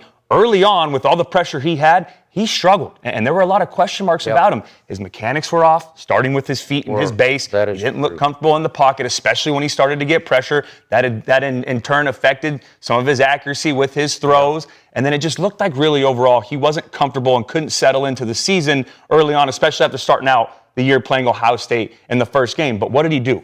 With the more reps he got, with the more time he had to develop, he got better and better. And that's what you want to see with these young quarterbacks. And the most important part is he looked better the last 8 games than he did the first 5 games. And those last 8 games were against better competition. They played Oklahoma. SEC. They played the SEC schedule. They played Oklahoma and won. They played Vanderbilt, who was top 10 at the time. They played Georgia, which was their only loss throughout that 8-game stretch, and he didn't play great. But then he bounces back, and they beat Texas A&M, who was number 3, and then he looked really good in the bowl game against Michigan. He threw for 220, ran for 2 touchdowns, and then threw for 220 and 2 touchdowns, ran for 150 and another 2 touchdowns as well. So, although he struggled early on in the year, he got better, and I love the decision by him to come back and play another year at Texas. I really believe that he can clean up some of those mechanical issues. He can clean up some of the things with his footwork. He can get better of going through progression. He can get comfortable with his decision-making, his timing, and his accuracy. And I think he's going to be really good this next season, especially with Steve Sarkisian, who I played for at USC, who I'm a big fan of. I know he does a great job of developing quarterbacks. So if he can continue to do that and he stays on the trajectory that he's on right now, I have no doubt that he'll be the first pick next year if it's a team that's in need of a quarterback. I agree. I think we'll see a lot of improvement year 2, because usually that's what you do. GU probably was way better that next year when she was in the same defense. She was a little comfortable. I walk around the locker room, my energy is just different. My morale is up. So, you know what I'm saying? Same OC, a big-time receiver coming in to throw the ball to. He got some good weapons in, good old linemen. I see a nice improvement on his decision-making, and also I see him winning some of these big games. I thought that's one thing he could have improved on. You play some of these bigger games, State, first game of the year, you want to win them. Them kind of games make you the number one pick, you know what I'm saying, to me. So I like his trajectory on year 2, and I think he's going to be a day one starter in the NFL because you start your first year in the SEC, 27 touchdowns, 7 picks, 3,000 yards. That's promising to me. You know what I'm saying? I like those numbers. I'm a results-based, a numbers guy, man. What have you done? You know what I'm saying? A production type of guy. That's what I look at. And you look at 15 starts in them first 2 years, 35 touchdowns, 14 rushing touchdowns. Shit, that's promising to me. I like those numbers, man. 3 losses in the SEC. I love that. So he'll leave college with maybe like 30, 31, 29, around that many starts. That's the same amount as Mendoza, Drake May. They had those many starts. So I think his experience be there. And he going to be in the NFL, a big 6'4", 230, 235 guy, man. I think he's going to be a dual threat quarterback who's comfortable sitting in that pocket, but also very comfortable getting outside the pocket, throwing on the run. You know what I'm saying? That's what he do. So I kind of see it, believe it or not. I see a little Bo Nix in his game, man. Bo can stand in the pocket and throw the ball, right, Cody? Yeah. You can sit in there and throw it. You would want his feet to be better and all this, but he'll get better as he get older at that stuff. And he did get better throughout the year. He did get better. Especially you know in the playoffs. And I seen Bo sit in the pocket and throw dots. And then if somebody come through, he also could escape that pocket, and he's great at throwing on the run. So I see a lot of Bo game in Art. So I think his game would translate great to the NFL. And on top of that, man, your DNA is real, man. You just best believe my son gonna know what to look at in cover 2 and cover 3 and cover 4. Thank you. He's gonna know how to play technique because it's in his DNA. He grew up around this shit. That's the same with Arch. Everything that he did bad last year, you best believe his dad, his uncle, they working on that shit. They on him, hammering in. They gonna be better at that shit because that's what the DNA do to you. You know what I'm saying? We not regular. Our kids are not regular because they gonna go through. It's like they get in the NFL mind from 5, 6 years old. They learn it at a higher pace. They learn it at a more detailed rate than a regular kid. You know what I'm saying? So the corrections will be there, man. His knowledge of football will be there. So I like him to be damn good once he gets to the league. And to your point, who did Prime send Shador to? He sent him to Tom Brady, right? Mm-hmm. This dude is going to see his uncles, Peyton Manning, Eli Manning, his pops, his grandpa. Like, the corrections he's making, who is he going to talk to? Yeah. To watch, who do I need to go talk to? Let's sit down and watch this tape, and who am I making the corrections with? Right. And that's a big deal. But I'm to the point that all y'all made, leave. You said it's his first year starting. That was promising. So, and I agree with both of y'all. But I'm just pointing something out that he had 13 starts, 31, 63, 26 touchdowns, 7 picks. Okay. The 13th overall pick. 3,567 yards, 28 tubs, and 5 picks.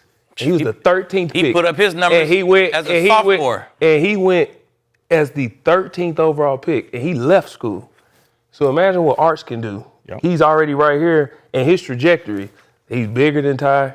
He's faster. His mechanics will improve. They will. And I'm looking at experience. A lot of people looked at, you said he struggled, but like you said, he gained experience. Mm-hmm. How do you gain experience? You got to go through the fire. So you didn't tell me my first starters in the horseshoe?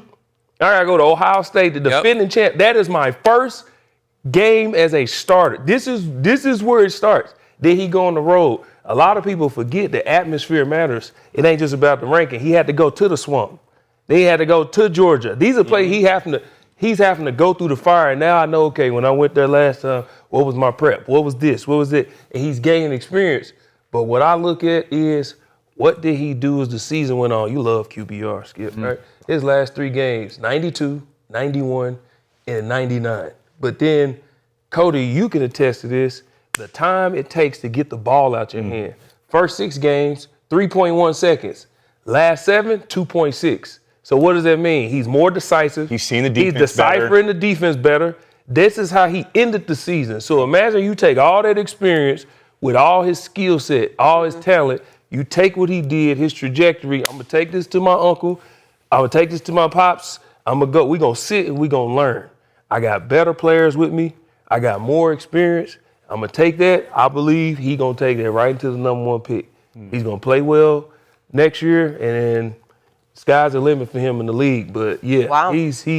Everybody's he's going to be all right. Yeah. And the production backed it up, because Kinsey mentioned it. When you look at it, the first 5 games, it was 11 touchdowns, 5 interceptions. The last 8 games, it was 15 touchdowns, 2 interceptions. So he was playing Against at a better higher level. And competition. you're playing against the That's a SEC big gauntlet. And that's not easy to do. And then the way that he ended the season, really catapulted him into the offseason. And to your point, you don't know what you don't know. This was my first year as a starting quarterback in the NFL. Yeah, I have all the expectations and the accolades, and I was this great player in high school, but until the live bullets start flying and I'm in the SEC playing against Georgia or playing against Ohio State to start the season or playing against Oklahoma in the Red River rivalry, I don't know how I'm going to react. So now you have the offseason to learn from that and self-scout and improve. So he's only going to get better as time goes on. And he even got better in real time throughout the season, which was huge for him. The trajectory he's going on right now, I agree with those guys. And the team got better. Yep, the team got better. Because you know why? They started believing in that guy more and more, and they saw him getting better. They said, all right, we got a guy we can win with. We know what he's capable of. We see it at practice. Now he's starting to do it on game day. Watch out next year. I'm not as bullish as you three sound like you are. And yet, the one point I will agree on, the one point and factor I would bet on is the bloodline factor, because it's just, you can't get stronger bloodlines than this. Because remember, his father was a really good athlete and got hurt in high school and wasn't able to keep on keeping on. But here are my issues. The first issue I had was he comes out of the Peyton Eli High School in New Orleans, Arch did, with the name of the grandfather, Archie Manning. He's probably way before your time, but I'm old enough to have seen Archie and covered some of his games. And you want to talk about a football player, God. So the bloodlines are intense flowing through him. He's even got the name. And he gets to Texas, and I think he's the it kid. He's that guy. And what happened the first year he was at Texas? Nothing. Quinn Ewers continued to start, and we didn't hear a peep out of Arch. What happened the second year? He started to have little running packages, but Quinn Ewers started again. Wait, this is Arch Manning. I'm saying, you're kidding. Quinn Ewers is beating out Arch Manning at Texas? Quinn Ewers, who's going to be a 7th-round pick of the Miami Dolphins? Yeah, but that wasn't the case at the time. Quinn Ewers was a 5-star quarterback coming out who had a lot I'm just saying, we're talking about the it kid. This is a man. And Quinn Ewers was the it kid before. Okay, he didn't have the name, but he was coming out. It kid. This was the But it still, kid. just because Quinn wasn't good in the NFL or wasn't a high draft pick, that don't say nothing about what kind of college quarterback you had. Because I had a damn good college quarterback. Are you him or not? Are you him? If you're him, you just walk on campus and you say, enough. I got this. That's not true, though. I'm him. And to that I walked on campus in red-shirted. You gonna say, well, I couldn't beat out the corners who was there? Nah, I had to learn how to be a college student. I had to be on time. It's certain shit that I had to mature. But you know what he could have done, Skip, if he wanted? You know what he could have done, Skip, if he wanted to, was transfer to probably 95% of the other colleges and go start right away. But he didn't want to do that because he understood, I need a little time to develop. I want to stay and play for Steve Sarkisian. But can you develop starting and learn as you go? I think, but at the same time, it goes 2 ways. Sometimes guys get thrown in too early, they struggle, you lose that confidence, and you can't gain it back, or you have to go the transfer route and you're forced out of town because you didn't play well. Smaller too, right? But why not wait until you're ready to go? I mean, this is the nephew of Peyton and Eli. That don't mean you got to play when you're 18. And that's why he had all the coverage. That's why he had all the coverage. I don't mean just because, that's my nephew, he go play as 18. So I gave it the first year. The second year, he sits? Really? What's wrong with that? It's a lot. It tells you you're not that guy. If we does it? Well, so they're going to bench. Wait, who's the Cincinnati Bengals starting quarterback? Wait a second. Wait, who's the Cincinnati Bengals starting quarterback? Archman. Where did he come out of college? Can't beat out Quinn Ewers. He went to Ohio State and then he went to. Where did he go first? Ohio State. Did he start there? No. Was he the guy there? No. Did they make a mistake? Yes.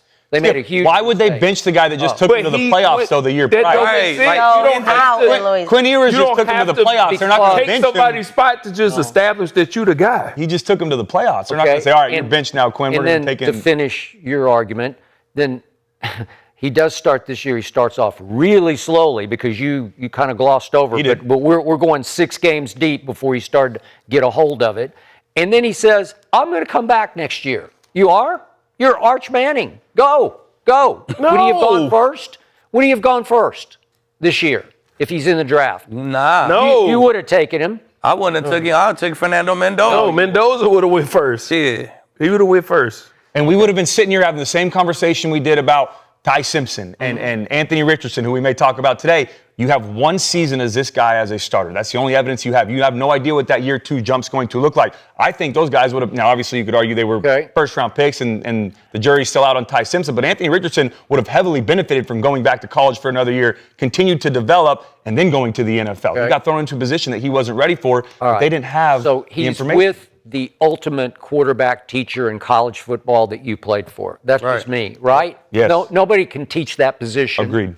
better than Sark can. Yep. Right. All right. Andy, the number 1 paid college athlete Okay. in football. So All right. So why rush? Yeah. I already make the same. Yeah. You know what I'm saying? Right. I get paid already. Like, I don't really think his family needs the and money. by the way, his favorite receiver last year and his roommate went portal to us at Oklahoma. That Livingstone kid, he just said, "No, I'm out." I'm sure money talk. I was about to say, there's a lot of he factors. just say, no, I'm out. He, Yeah. No, Something took him out. Okay, but if Arch is coming back, and Arch admitted, he said he was hurt by it. He was a little shook up by it. I think they were roommates too. Okay, I think they were pretty and close. Yet the other thing is, I don't know if you know Cam Coleman, who was at Yeah. Auburn last year. Yeah. Listen, Yes. he on Yes. you went out in the portal and you got Arch, the receiver in the portal. Exactly. Who will push that kid at Ohio State. Exactly. He'll push him. He is in the ballpark with He them. is. Talent for talent. Because I saw him last year 2 or 3 times again, especially against my school, Vanderbilt. It went overtime.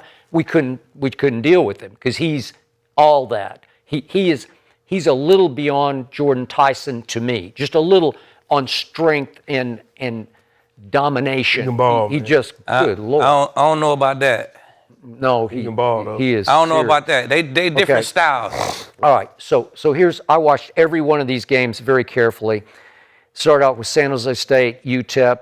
Sam Houston was terrible, but at Florida, OU, he was pretty good. They were very good as a team. We were not very good. Our quarterback came all apart in that game. At Kentucky, they barely won in overtime. These are SEC games. At Mississippi State, they barely won in overtime. And then he started to take off against Vanderbilt. But my point, although we came all the way back in that game to make it a 34-31 game, but the point is, the Arch I'm seeing for the first 7 games of the year was like an emotional basket case. He'd get hyper on the sidelines. He's screaming and he's screaming bad and good. He'd throw a touchdown pass and go over there and just go crazy screaming. And I'd be like, come on, man, you're Arch Manning. You don't need to do that. Right. But the pressure on him was suffocating, I think, early on this year. And he said he finally just said, what the hell, just let it go, cut it loose. And once he settled down a little bit, you started to see the bloodlines start to flow through. And those last 3 games, although, who's your favorite Michigan player that Dallas drafted? Barham. The back, Barham. yeah. He did not play in the bowl game. So Arch was protected, right? Well, we didn't have the game record, right? Yeah, They didn't have I mean, Barham. But that's Yeah, part of the man. reason why he come back to school, Yeah. because he was like, excited to throw them down and be like, let me just do it one more time. You know what I'm saying? Collect this 8 to 10 mil. I ain't no rush. Just let me clean up everything that I need to clean up. Yeah, And so- he got the luxury to do that. So 5 days after next year's draft, he'll turn 23 because he stayed all the way, you know? And this is just me, and I'm equating it a little bit to college basketball. The great ones just don't stay. And I know you have to stay 3 years in college football, but the great ones don't stay. They just don't because they're just too good, and they know they are. They just know I'm better than this. How long? Wait, everybody loves that. quick question. Quick question. You've seen a lot of college football, right? Your thought process of the great ones don't stay. What era was that? Was it the NIL era where I'm making NFL money and I can stay in college? Yeah, but That's still. why these kids are not rushing to the NFL because they making millions of dollars. They are. I got That's it. the difference. Yeah, but there's something about playing in the National Football League, as you Of well course know. it is. There's There's just nothing like something it. about it where if you're destined, if you're a Manning and you're going to continue the bloodline, you just say, I'm going to the National Football League and I'm going to do what Why my does he have uncles to did. rush to do and that? I think too, he just played his first full year as a starter, and he felt, like you mentioned, the pressure that was involved with that.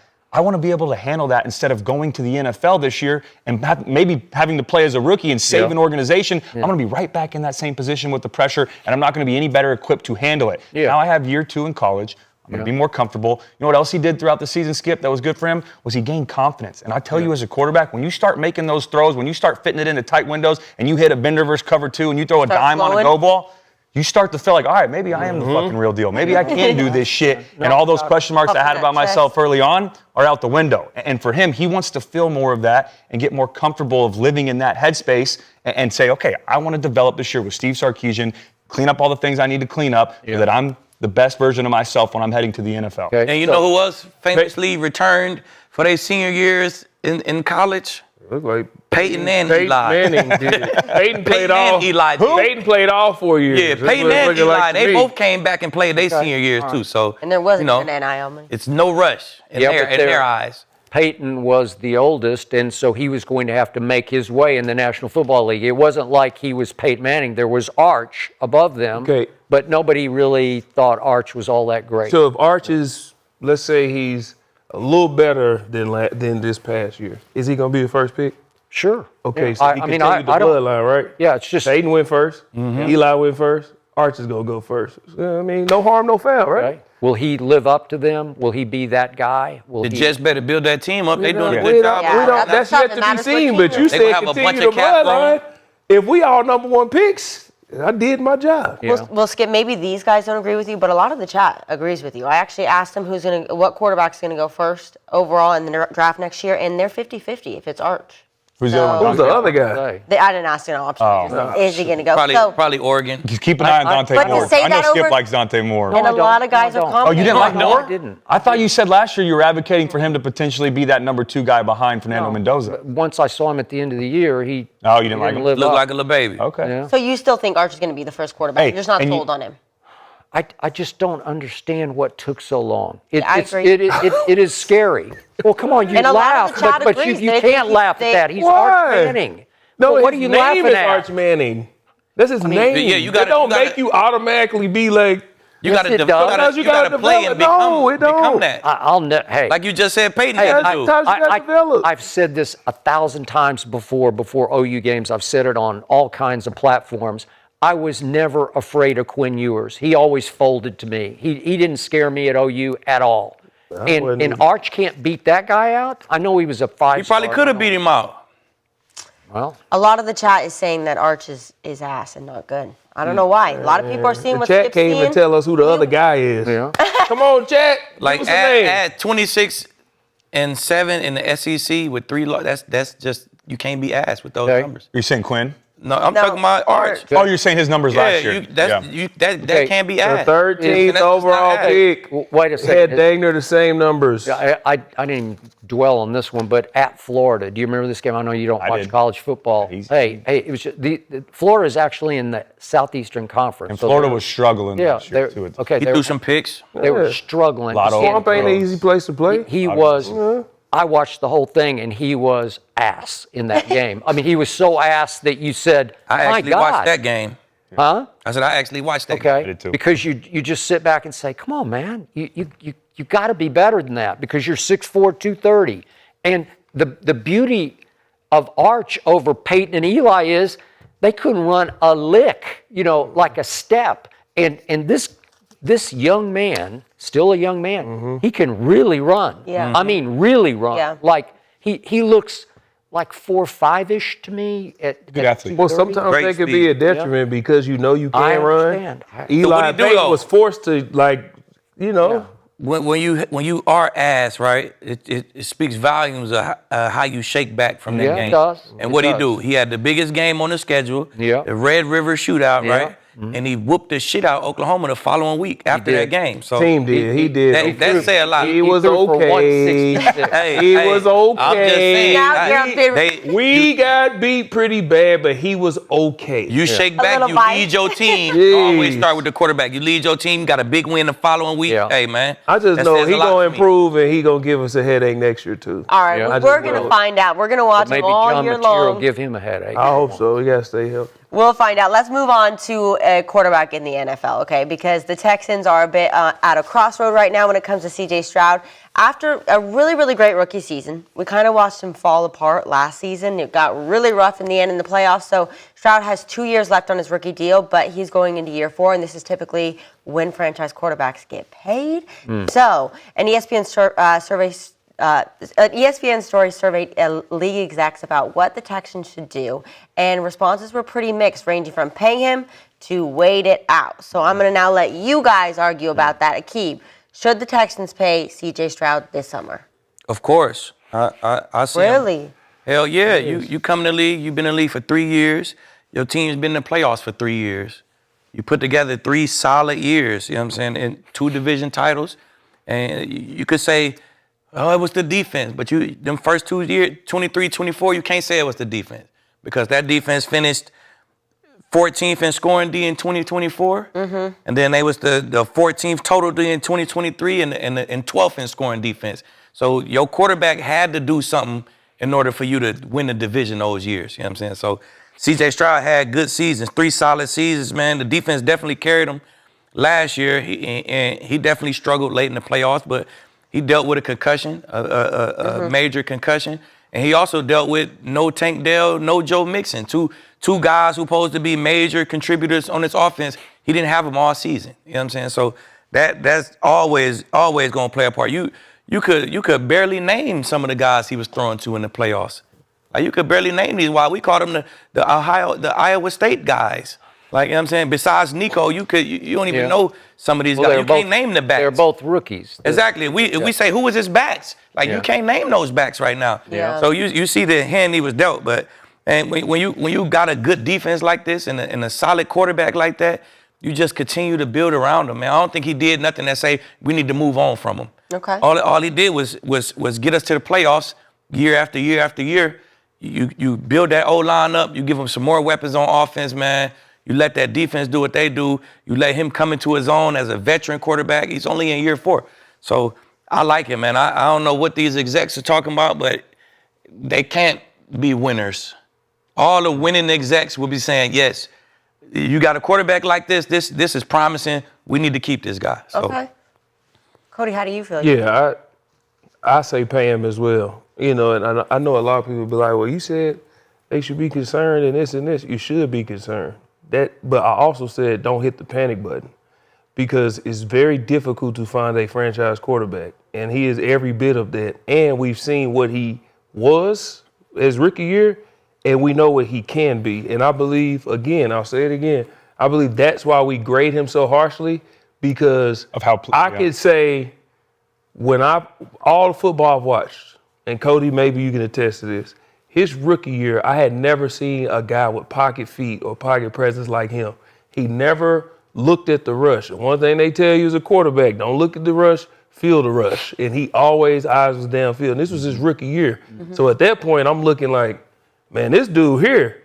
But then he had these shaky years. But when I'm looking at what he's done, when I say they should be concerned, it means prioritize him. Okay, let's figure out what we have to do to get him to this level or higher because we know we got the defense and that window is very tight. And the Texans, if they can get C.J. Stroud to get back to just where he was his rookie year, the Texans have a chance to win it all because of this defense. That's fair. So now I say prioritize him. What does that mean?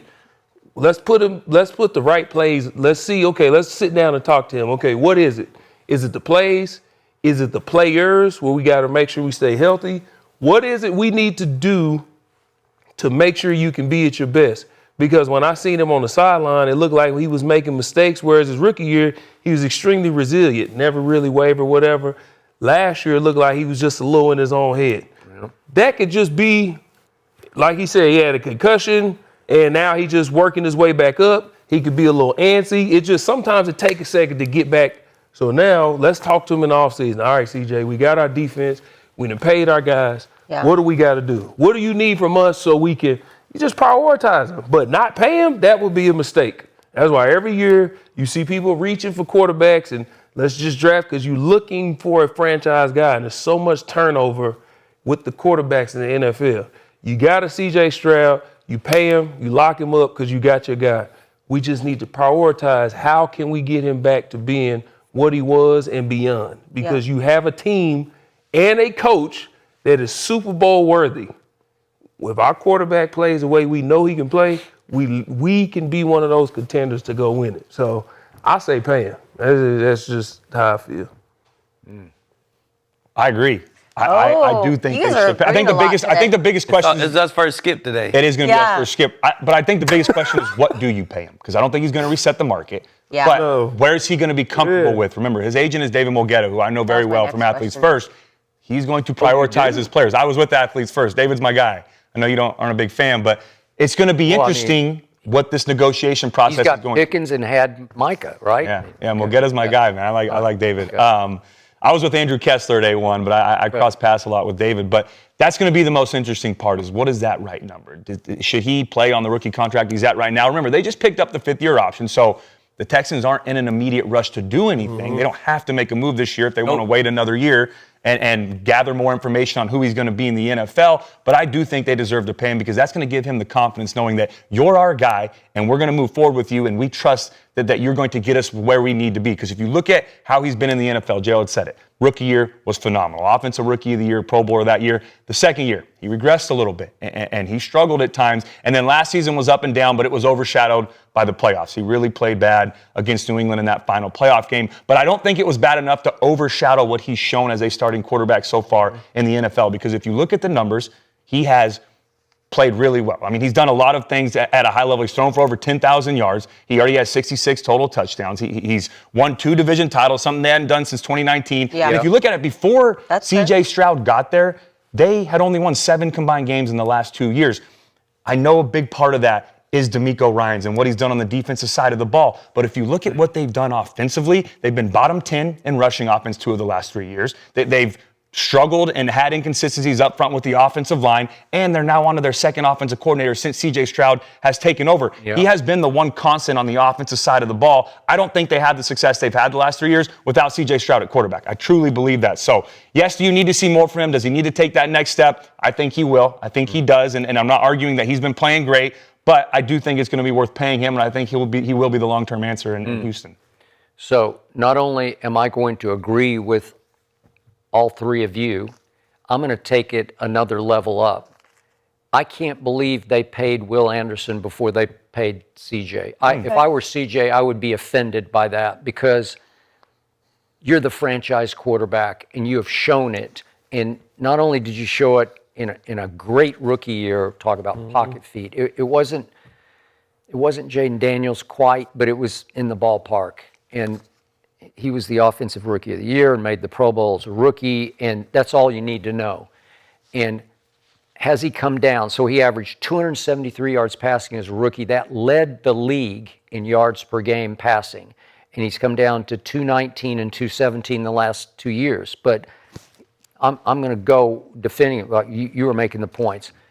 The offensive line last year was in shambles. And if you remember the game, really the last 2 years. But at Seattle, remember that night? It was just like turnstiles across, where Seattle's just all over. It's ridiculous what was happening. I know Davis Mills was playing, but the point was that Pro Football Focus ranked their offensive line last year 27th. Okay, so that's what he's dealing with, and he did have a concussion. And he is throwing to 2 kids from Iowa State.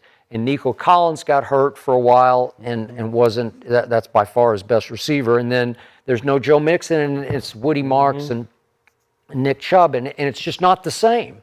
And I know those first 2 years he played 4 playoff games and had 4 touchdowns to 1 interception in 4 playoff games. I'll take that to my bank and I'll pay for that. And then last year, I don't know what happened, but he got off wrong in a game that they won 30-6 at Pittsburgh, and he unraveled. And I think he did start hanging his head at New England because he winds up with 2 touchdown passes, 5 picks, and 5 fumbles, 2 of them lost. And, the thing about those games, he won both of them. Which one? Not? I mean, no, he lost. They lost in New England. But he, I thought he in stretches at New England, I thought he looked like C.J. Stroud to me, right? Hell yeah. I mean, they hung in there, and Drake May was just great in that game. But they were on fire. They were, it was just wrong place, wrong time.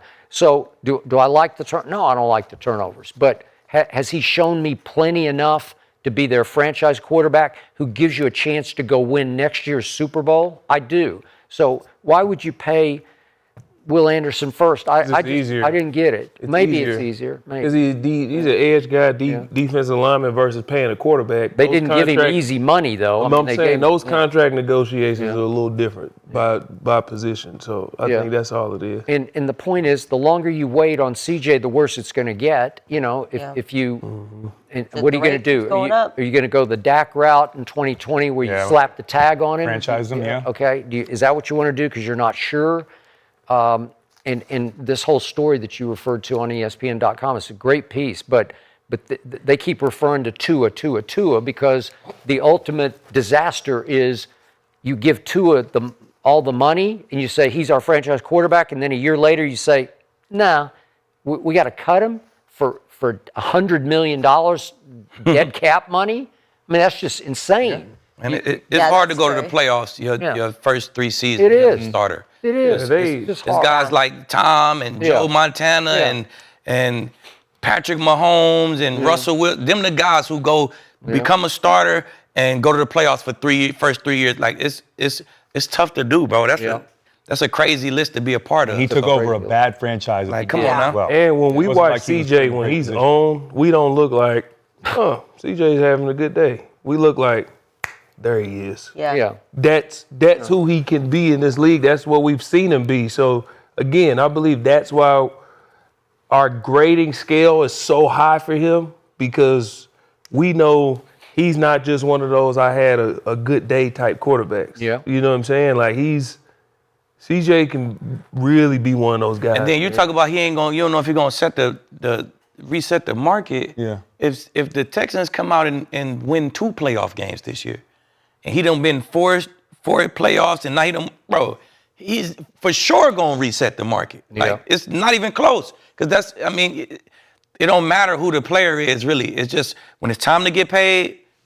If it's you, then bro, he for sure gonna reset the market, bro. It's not even gonna be close. Well, it's a rare day that I sit on this couch and every one of you agrees. So, Texans, you got to pay C.J. Stroud. The chat agrees as well. So, let's move on. We're going to talk about Patrick Mahomes a little bit, because it was mid-December when he tore his ACL, but it's only been a little over 5 months. And this 3-time Super Bowl champion is on track to participate in the team's OTAs, which begin on May 26th. This is all according to Andy Reid. This would be pretty amazing, a super fast recovery, but I don't know if they're rushing him back, if this is going to push it. He's already your guy. Do you need him there? So, Gerald, should the Chiefs be easing Mahomes back in?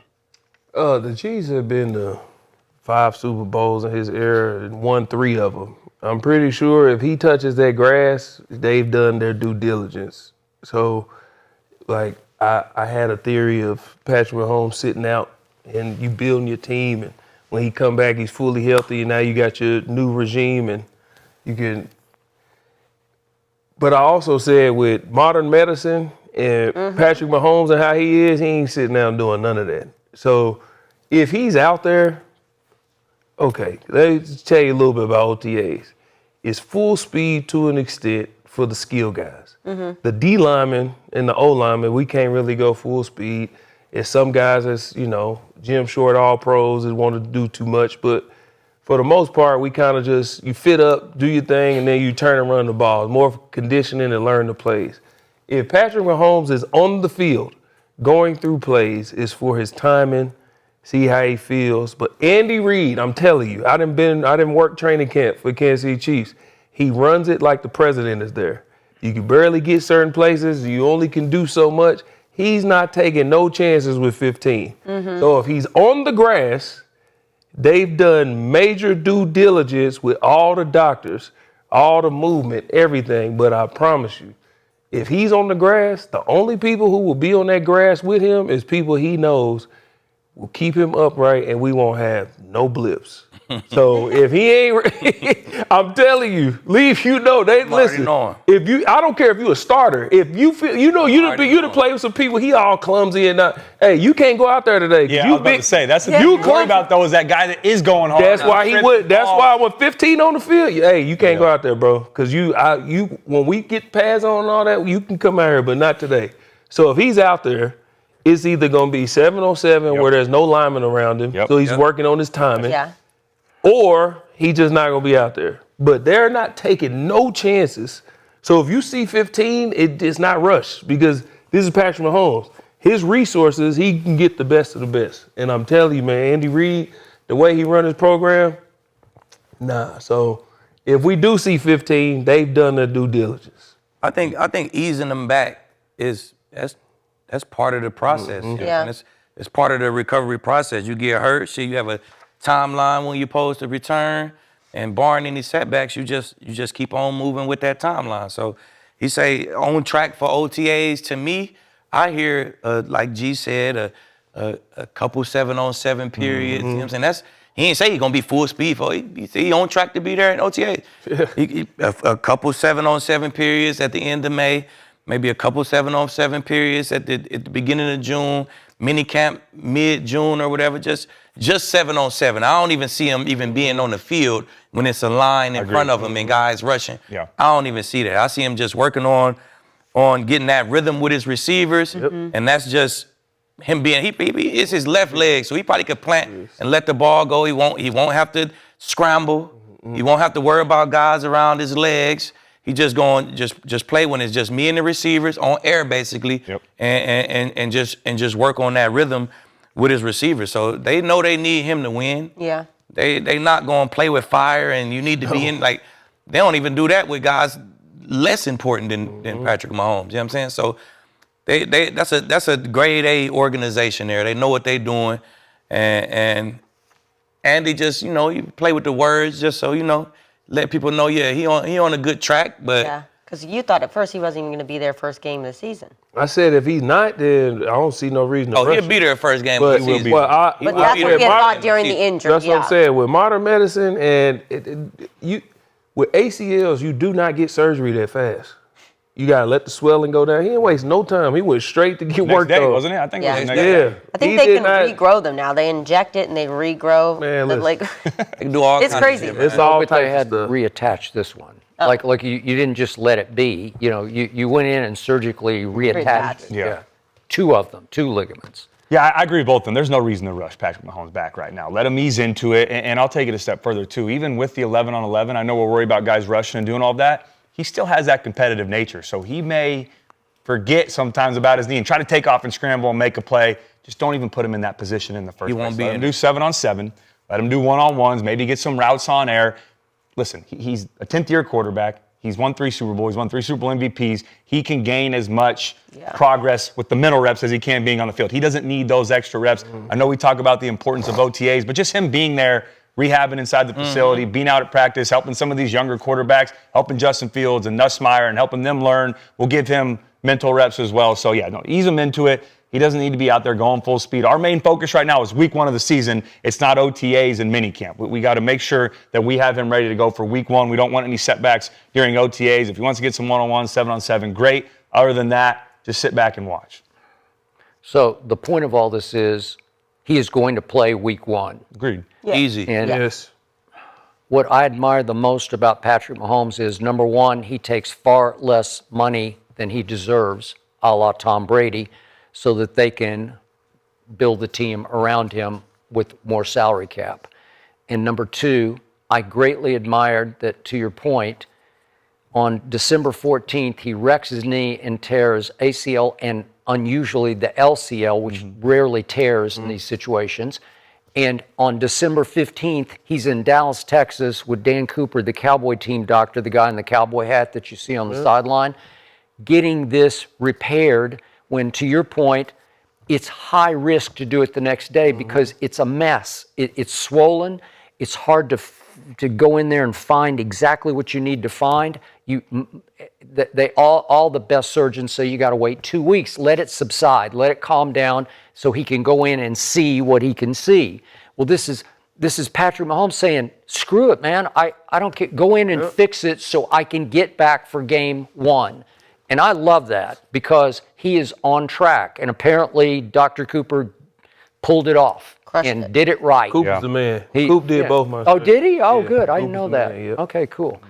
And so it's going to be 9-ish months for him to be back for game 1. That's fine. You can do that. But I've seen other athletes, Kyrie in basketball, he's going to be gone for 19 months before he plays a game again after he tore his ACL. I saw some video of him doing some drills yesterday, but he missed, it was March 23rd of 2025 that Kyrie tore his ACL, so he misses the rest of that basketball season. Then he missed all of last year, the whole year, and I kept saying, isn't he coming back by Thanksgiving or Christmas? He misses the whole year.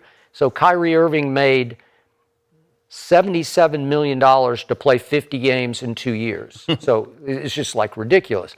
But once upon a time, speaking of your Denver Broncos, we did see an all-time great running back from the University of Oklahoma, Adrian Peterson. We saw him beat the system because he came back in 8 months and went in game 1 and went and won the MVP and beat Peyton, who I thought deserved it that year. So I know that's before your time, but of course not. Yeah, you're just a baby then, right? You know I was watching that, Skip. Yeah. So, but what he's doing is extraordinary, and he is extraordinary because he really cares. Remember, it'll be 4 days after opening Sunday. He's going to turn 31, so he knows it's you got to maximize what you got. I got this time, and I'm going to get back. I want to play football. And you know why this is good for Patrick Mahomes is because as he gets older, the Patrick Mahomes that we've grown to love is off schedule. He makes plays with his feet. Once he gets outside the pocket, he can see the field better than anybody. Well, as he gets older, that's going to change a little bit. So now he can use this to sit in that pocket and show y'all, I'm doing that because I can, but I'm still Patrick Mahomes if I stand right here. And with this, now he can get, the visual, see the defense, stand there and just deliver, and with Andy Reid and the evolution of this offense, they're going to evolve. They're going to start evolving. But as long as those two are together, they're going to be all right. So I honestly believe we're going to see less of Patrick Mahomes running around. He does it because he can, but I really believe they're going especially with Bieniemy coming back, they're going to draw some stuff up where he going to sit in their pocket and the fans are going to be like, man, and he's just going to be picking people apart. I believe this gives him the chance to do that because, these are OTAs, especially if it's like, we just he going to run around and do, you know what I'm saying? Like but now, can't do competitive. You get a little, old habits die hard. He's going to sit in the pocket and try to take off and make a play. But to that point, what they do this offseason to help that? They went out and got Kenneth Walker. They drafted Emmett Johnson from Nebraska, who I really like. I think he's going to be he's good. A very good football player. Man, I watched him in Nebraska all last year in the Big Ten. 1,400 yards and had 12 touchdowns rushing, man. He's going to open up some more things for them offensively, but that's going to take pressure off of Mahomes to feel like he has to take off and run. He didn't have a run game last year. He was their leading rusher 3 or 4 times throughout the year. You just can't have that with a year 10 quarterback, especially coming off an ACL injury, so they got to get the run game going, and I think bringing Bieniemy back is going to be huge for that too. He never had a 1,000-yard rush. Play style, man. Yeah, it's hard to change. Repaired knee or no repaired knee, he gonna play like Patty. That's what he do. He drop back. I don't like that. Move around. That's what he do. He gonna play like Patrick Mahomes. Adrian Peterson ain't come back and run different when he tore his shit. You know what I'm saying? Yep. Shit, Von ain't come back and rush different after he tore his shit. Chris ain't come back and play DB different after he tore his shit. Like, you feel me? Your play style is your play style. once that bitch repaired, it's repaired. So I don't even think it's gonna make him sit in the pocket. That's part of what making Patrick Mahomes. He could create that extra time, and he got a gun for an arm. He could throw that bitch 70. So you got some receivers who can go get it, man. Some speed on that outside. I think gonna be itself. Well, you wouldn't say that got them in trouble? Nah, I would say that got them the chips that they got right now. Well, I'm saying now that everybody's caught up to that. Well, I don't think everybody caught up to that. I think you took away the weapons that he had on the outside. You got Tyreek Hill, one of the best outside, fastest receivers in the world ever. Mm-hmm. You take that away from him, okay, now we got to rebuild this offense. They might play different. They're going to get back to, I think when they was winning, they was running the ball good. Yeah. You know what I'm saying? Now they're going to get back to running the ball good, which is going to open up some more of them deep shots. But I don't see him turning into a straight pocket passer because I tore my knee. That shit ain't happening. No, I don't believe he's going to be a pocket passer. I'm saying he's going to do less. He's going to, I'm telling you, man, he's going to do more of getting the ball out of his hand. He's going to do more of diagnosing before and standing there and getting the ball out of his hand instead of the off-schedule plays. I mean, it ain't like he off-schedule every play. He get the ball out of his hand now. They got a bunch of screens set in. He got quick game. He do it now. He just, that off-schedule shit is part of his game. I don't think that's going anywhere. But to Gerald's point, I think he will do less of that because they're going to have the run game working this next season, or they should at least by the moves that they've made. Because last year it felt like at times, well, we weren't two-dimensional. The run game's not working. If the pass isn't there, now Mahomes felt more pressure that I have to improvise and make these plays because I know I can't just turn around and hand the ball off. Right. He's not going to feel as much pressure to do that, hopefully, because now you get Kenneth Walker, Emmett Johnson, Bieniemy back. I can lean on the run game, and they're going to have some production as well. Well, if Bieniemy come bring what I think he's going to bring, that Bears outside zone shit, then Patrick going to be moving even more. Because off that outside zone, it's gonna be on the run, bootlegging around. You're gonna be on the run, just like Caleb was. You're gonna be the Peyton Manning stretch. I'm telling you, stretching and bringing it back. With that run game, you're gonna be on the run, throwing that ball, just like Caleb was a lot. So he's gonna be moving. And I'm good with that, though. I think it's the secondary plays where he was running last year and taking some of these unnecessary hits and trying to pick up extra yards because they weren't getting it done on the offensive side of the ball. I think he can eliminate some of that. But he do that. You go look at the Super Bowl runs. Third down and red zone, bro, you better watch out for him. Like, that's when he gonna run. He wasn't a leading rusher, though. He was a leading rusher. I'm just saying, if he's not the leading rusher, he's still on third down. If he don't like that shit, he's still finna be Patty. Because that's where it's dangerous at. Oh, I agree. That's where it's dangerous. We also need Patty on the field. I don't want you doing too much and taking those hits. You don't necessarily have to change your play style, but just I think they're going to – I just believe eliminating some of those hits. I don't believe his play style is going to change. I just believe he's going to simplify it, and then when I need to do that, I need to do that. Like how Jordan used to fly through the air and all that, then as he got older, it's like I still can do that if I need to, but I'm going to just get you on this block. I'm going to post up, and I'm going to get these easy baskets. I believe Patty's going to – run and make plays with his feet if he needs to. I feel like that's what he do now, though. He wasn't a Jackson Dart type runner. Like, he only did it now when he needed to. Yeah, it just happened he took a misstep. And I'm saying, but he did a lot. I'm saying he won't have to do it as much. A lot. Yeah. That's what I'm saying. He won't have to. I'm telling you, they're going to draw it up and get it to where he won't have to as much. Okay, I want to get to one more topic, okay, before we get out of here, so I'm going to change the subject on you. I'm going to keep on the quarterbacks, though, but a big topic throughout college football season was quarterback from Vanderbilt, which I know was your school, so I know you were watching it super closely. We have Diego Pavia. Pavia went undrafted, becoming the first Heisman finalist to go undrafted in 12 years. But the Ravens signed the All-American to a 3-year deal. He participated in the team's rookie minicamp last week. So, Skip, I got to know from you, does Diego Pavia belong on an NFL team? Yes, he does, but I'm disqualified. I'm a fan. But you've watched him so closely, so. Very closely, and I've never seen anything in college football quite like Diego Pavia. Wow. I know what you guys are going to say. I'm going to let you finish first. He's 5'10" and an 8. That's what he measured, 5'10" and an 8.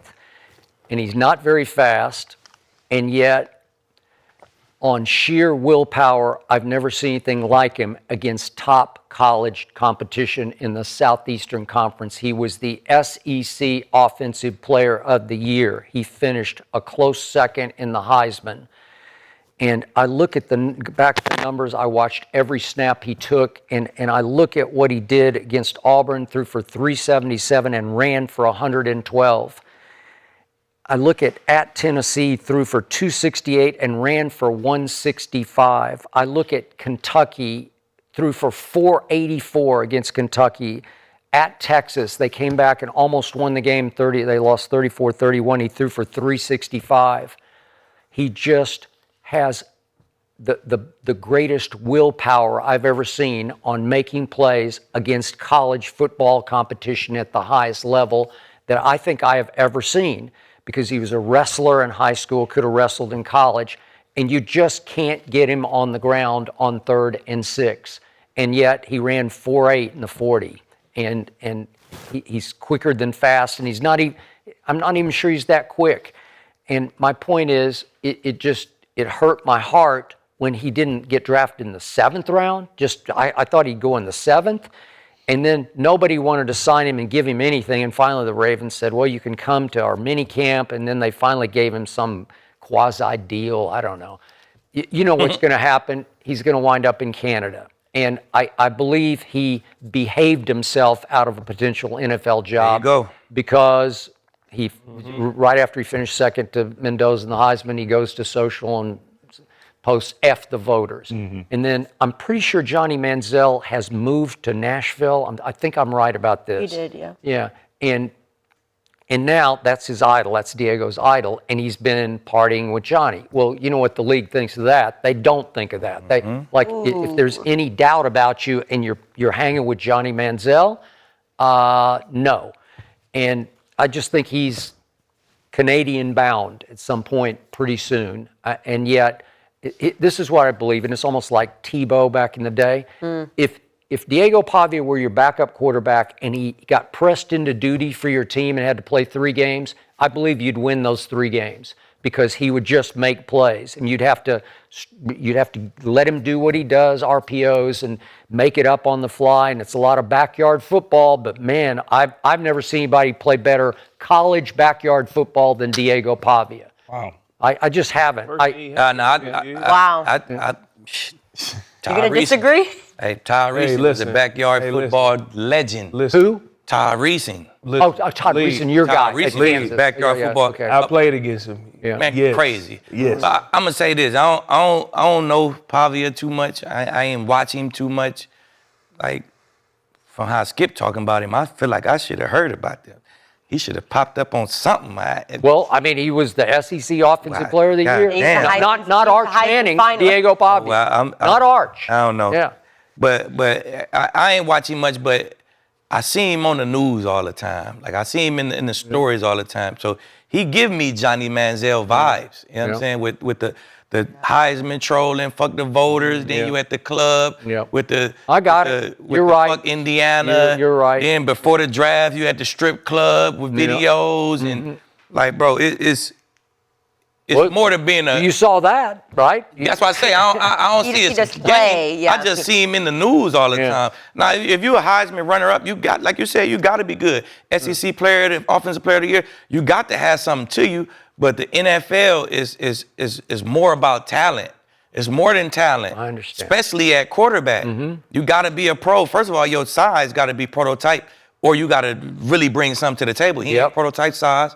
And then you got all the antics, bro. You got all the antics going on. So I don't think he belongs. It's too many good quarterbacks in the league and trying to get to the league to have one, bro. If you ain't gonna be a pro at quarterback, all right, then just come on. Before you go, let me frame this with the fact my school has been a perennial SEC football doormat.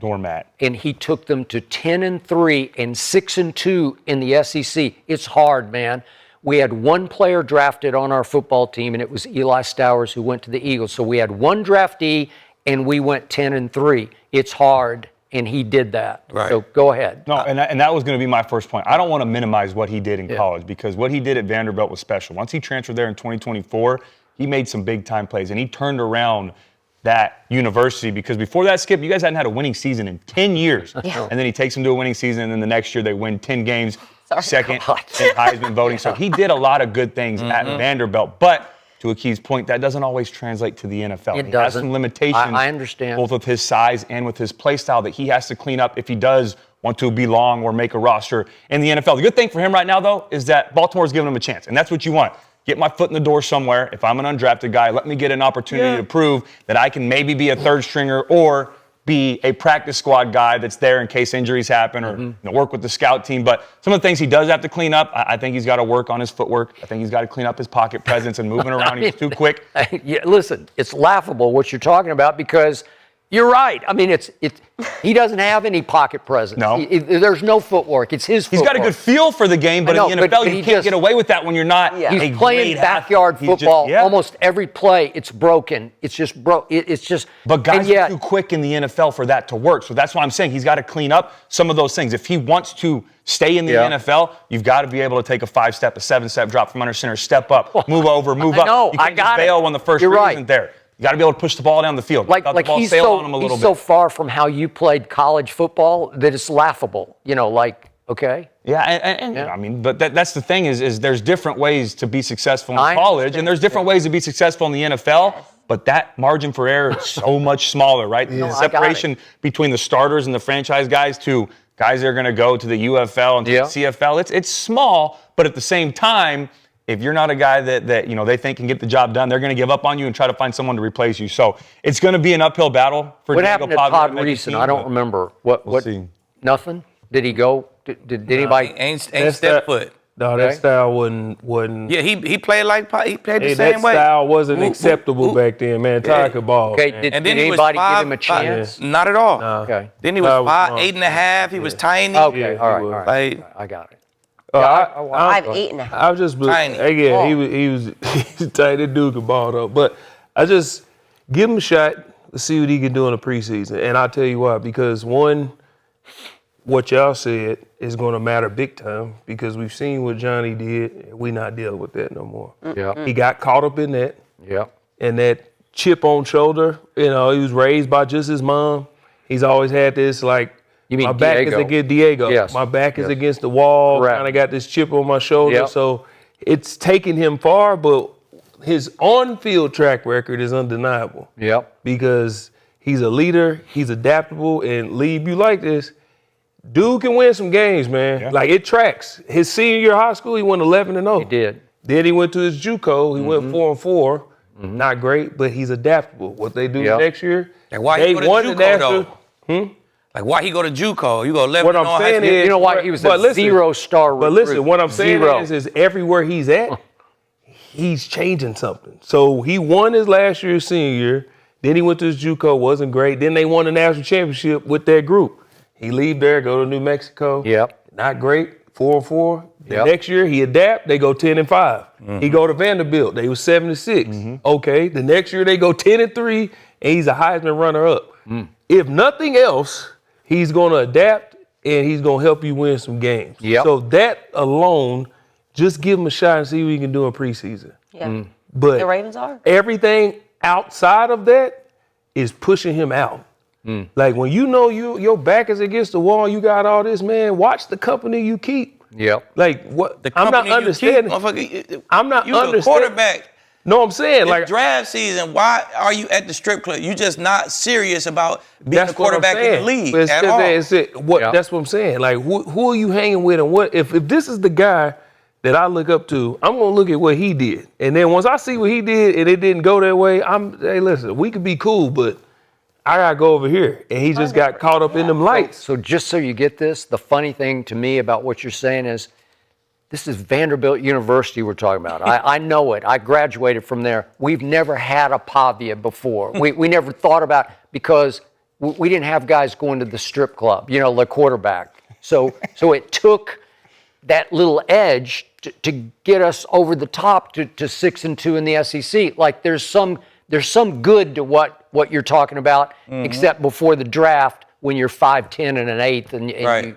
you can't. But And it's too many talented quarterbacks. Yeah, and you can't do it when the lights are on. You're right. He did it after the Heisman. I got it. He did it before the draft. He did it after the draft. It's like, dog, Teams don't want. this is when everybody looking. That's what you're interested in. You're not interested in. I understand. You're like, right. You Bingo. got to be interested in being a pro. And Just if you're switch not- the narrative right now. You shouldn't have those distractions regardless, but if you're not the starter and you're not our guy and you're Yeah. just trying to fight for a roster spot Like, and you're bro. causing distractions on our team, not saying he's done that yet in the NFL, but if that's your track record, Okay. teams are not going to deal with that because they'll find someone else that That's can come in correct. and So fill they the also brought in that Joe Fagnano from UConn, who's 6'3", 235, prototype size, who threw 28 touchdowns to 1 interception at UConn last year, and he's competing with him for the third-string quarterback behind Tyler Huntley, who's pretty good.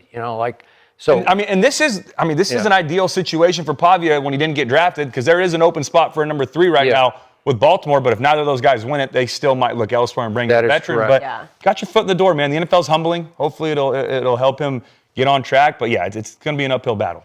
I don't know if it means anything, but Johnny is saying publicly he's advising him to do what he didn't do. That's what he's trying to be his mentor to show him not to do what he did. I don't know. Doing what It ain't working, Johnny. Johnny's still doing what Johnny did. And he's still at the strip club. All right. You're right. All right. We're going to end it there, you guys, but we will be back on this couch on Friday. Thank you so much for watching another episode of The Arena Gridiron presented by Underdog. Woo, woo.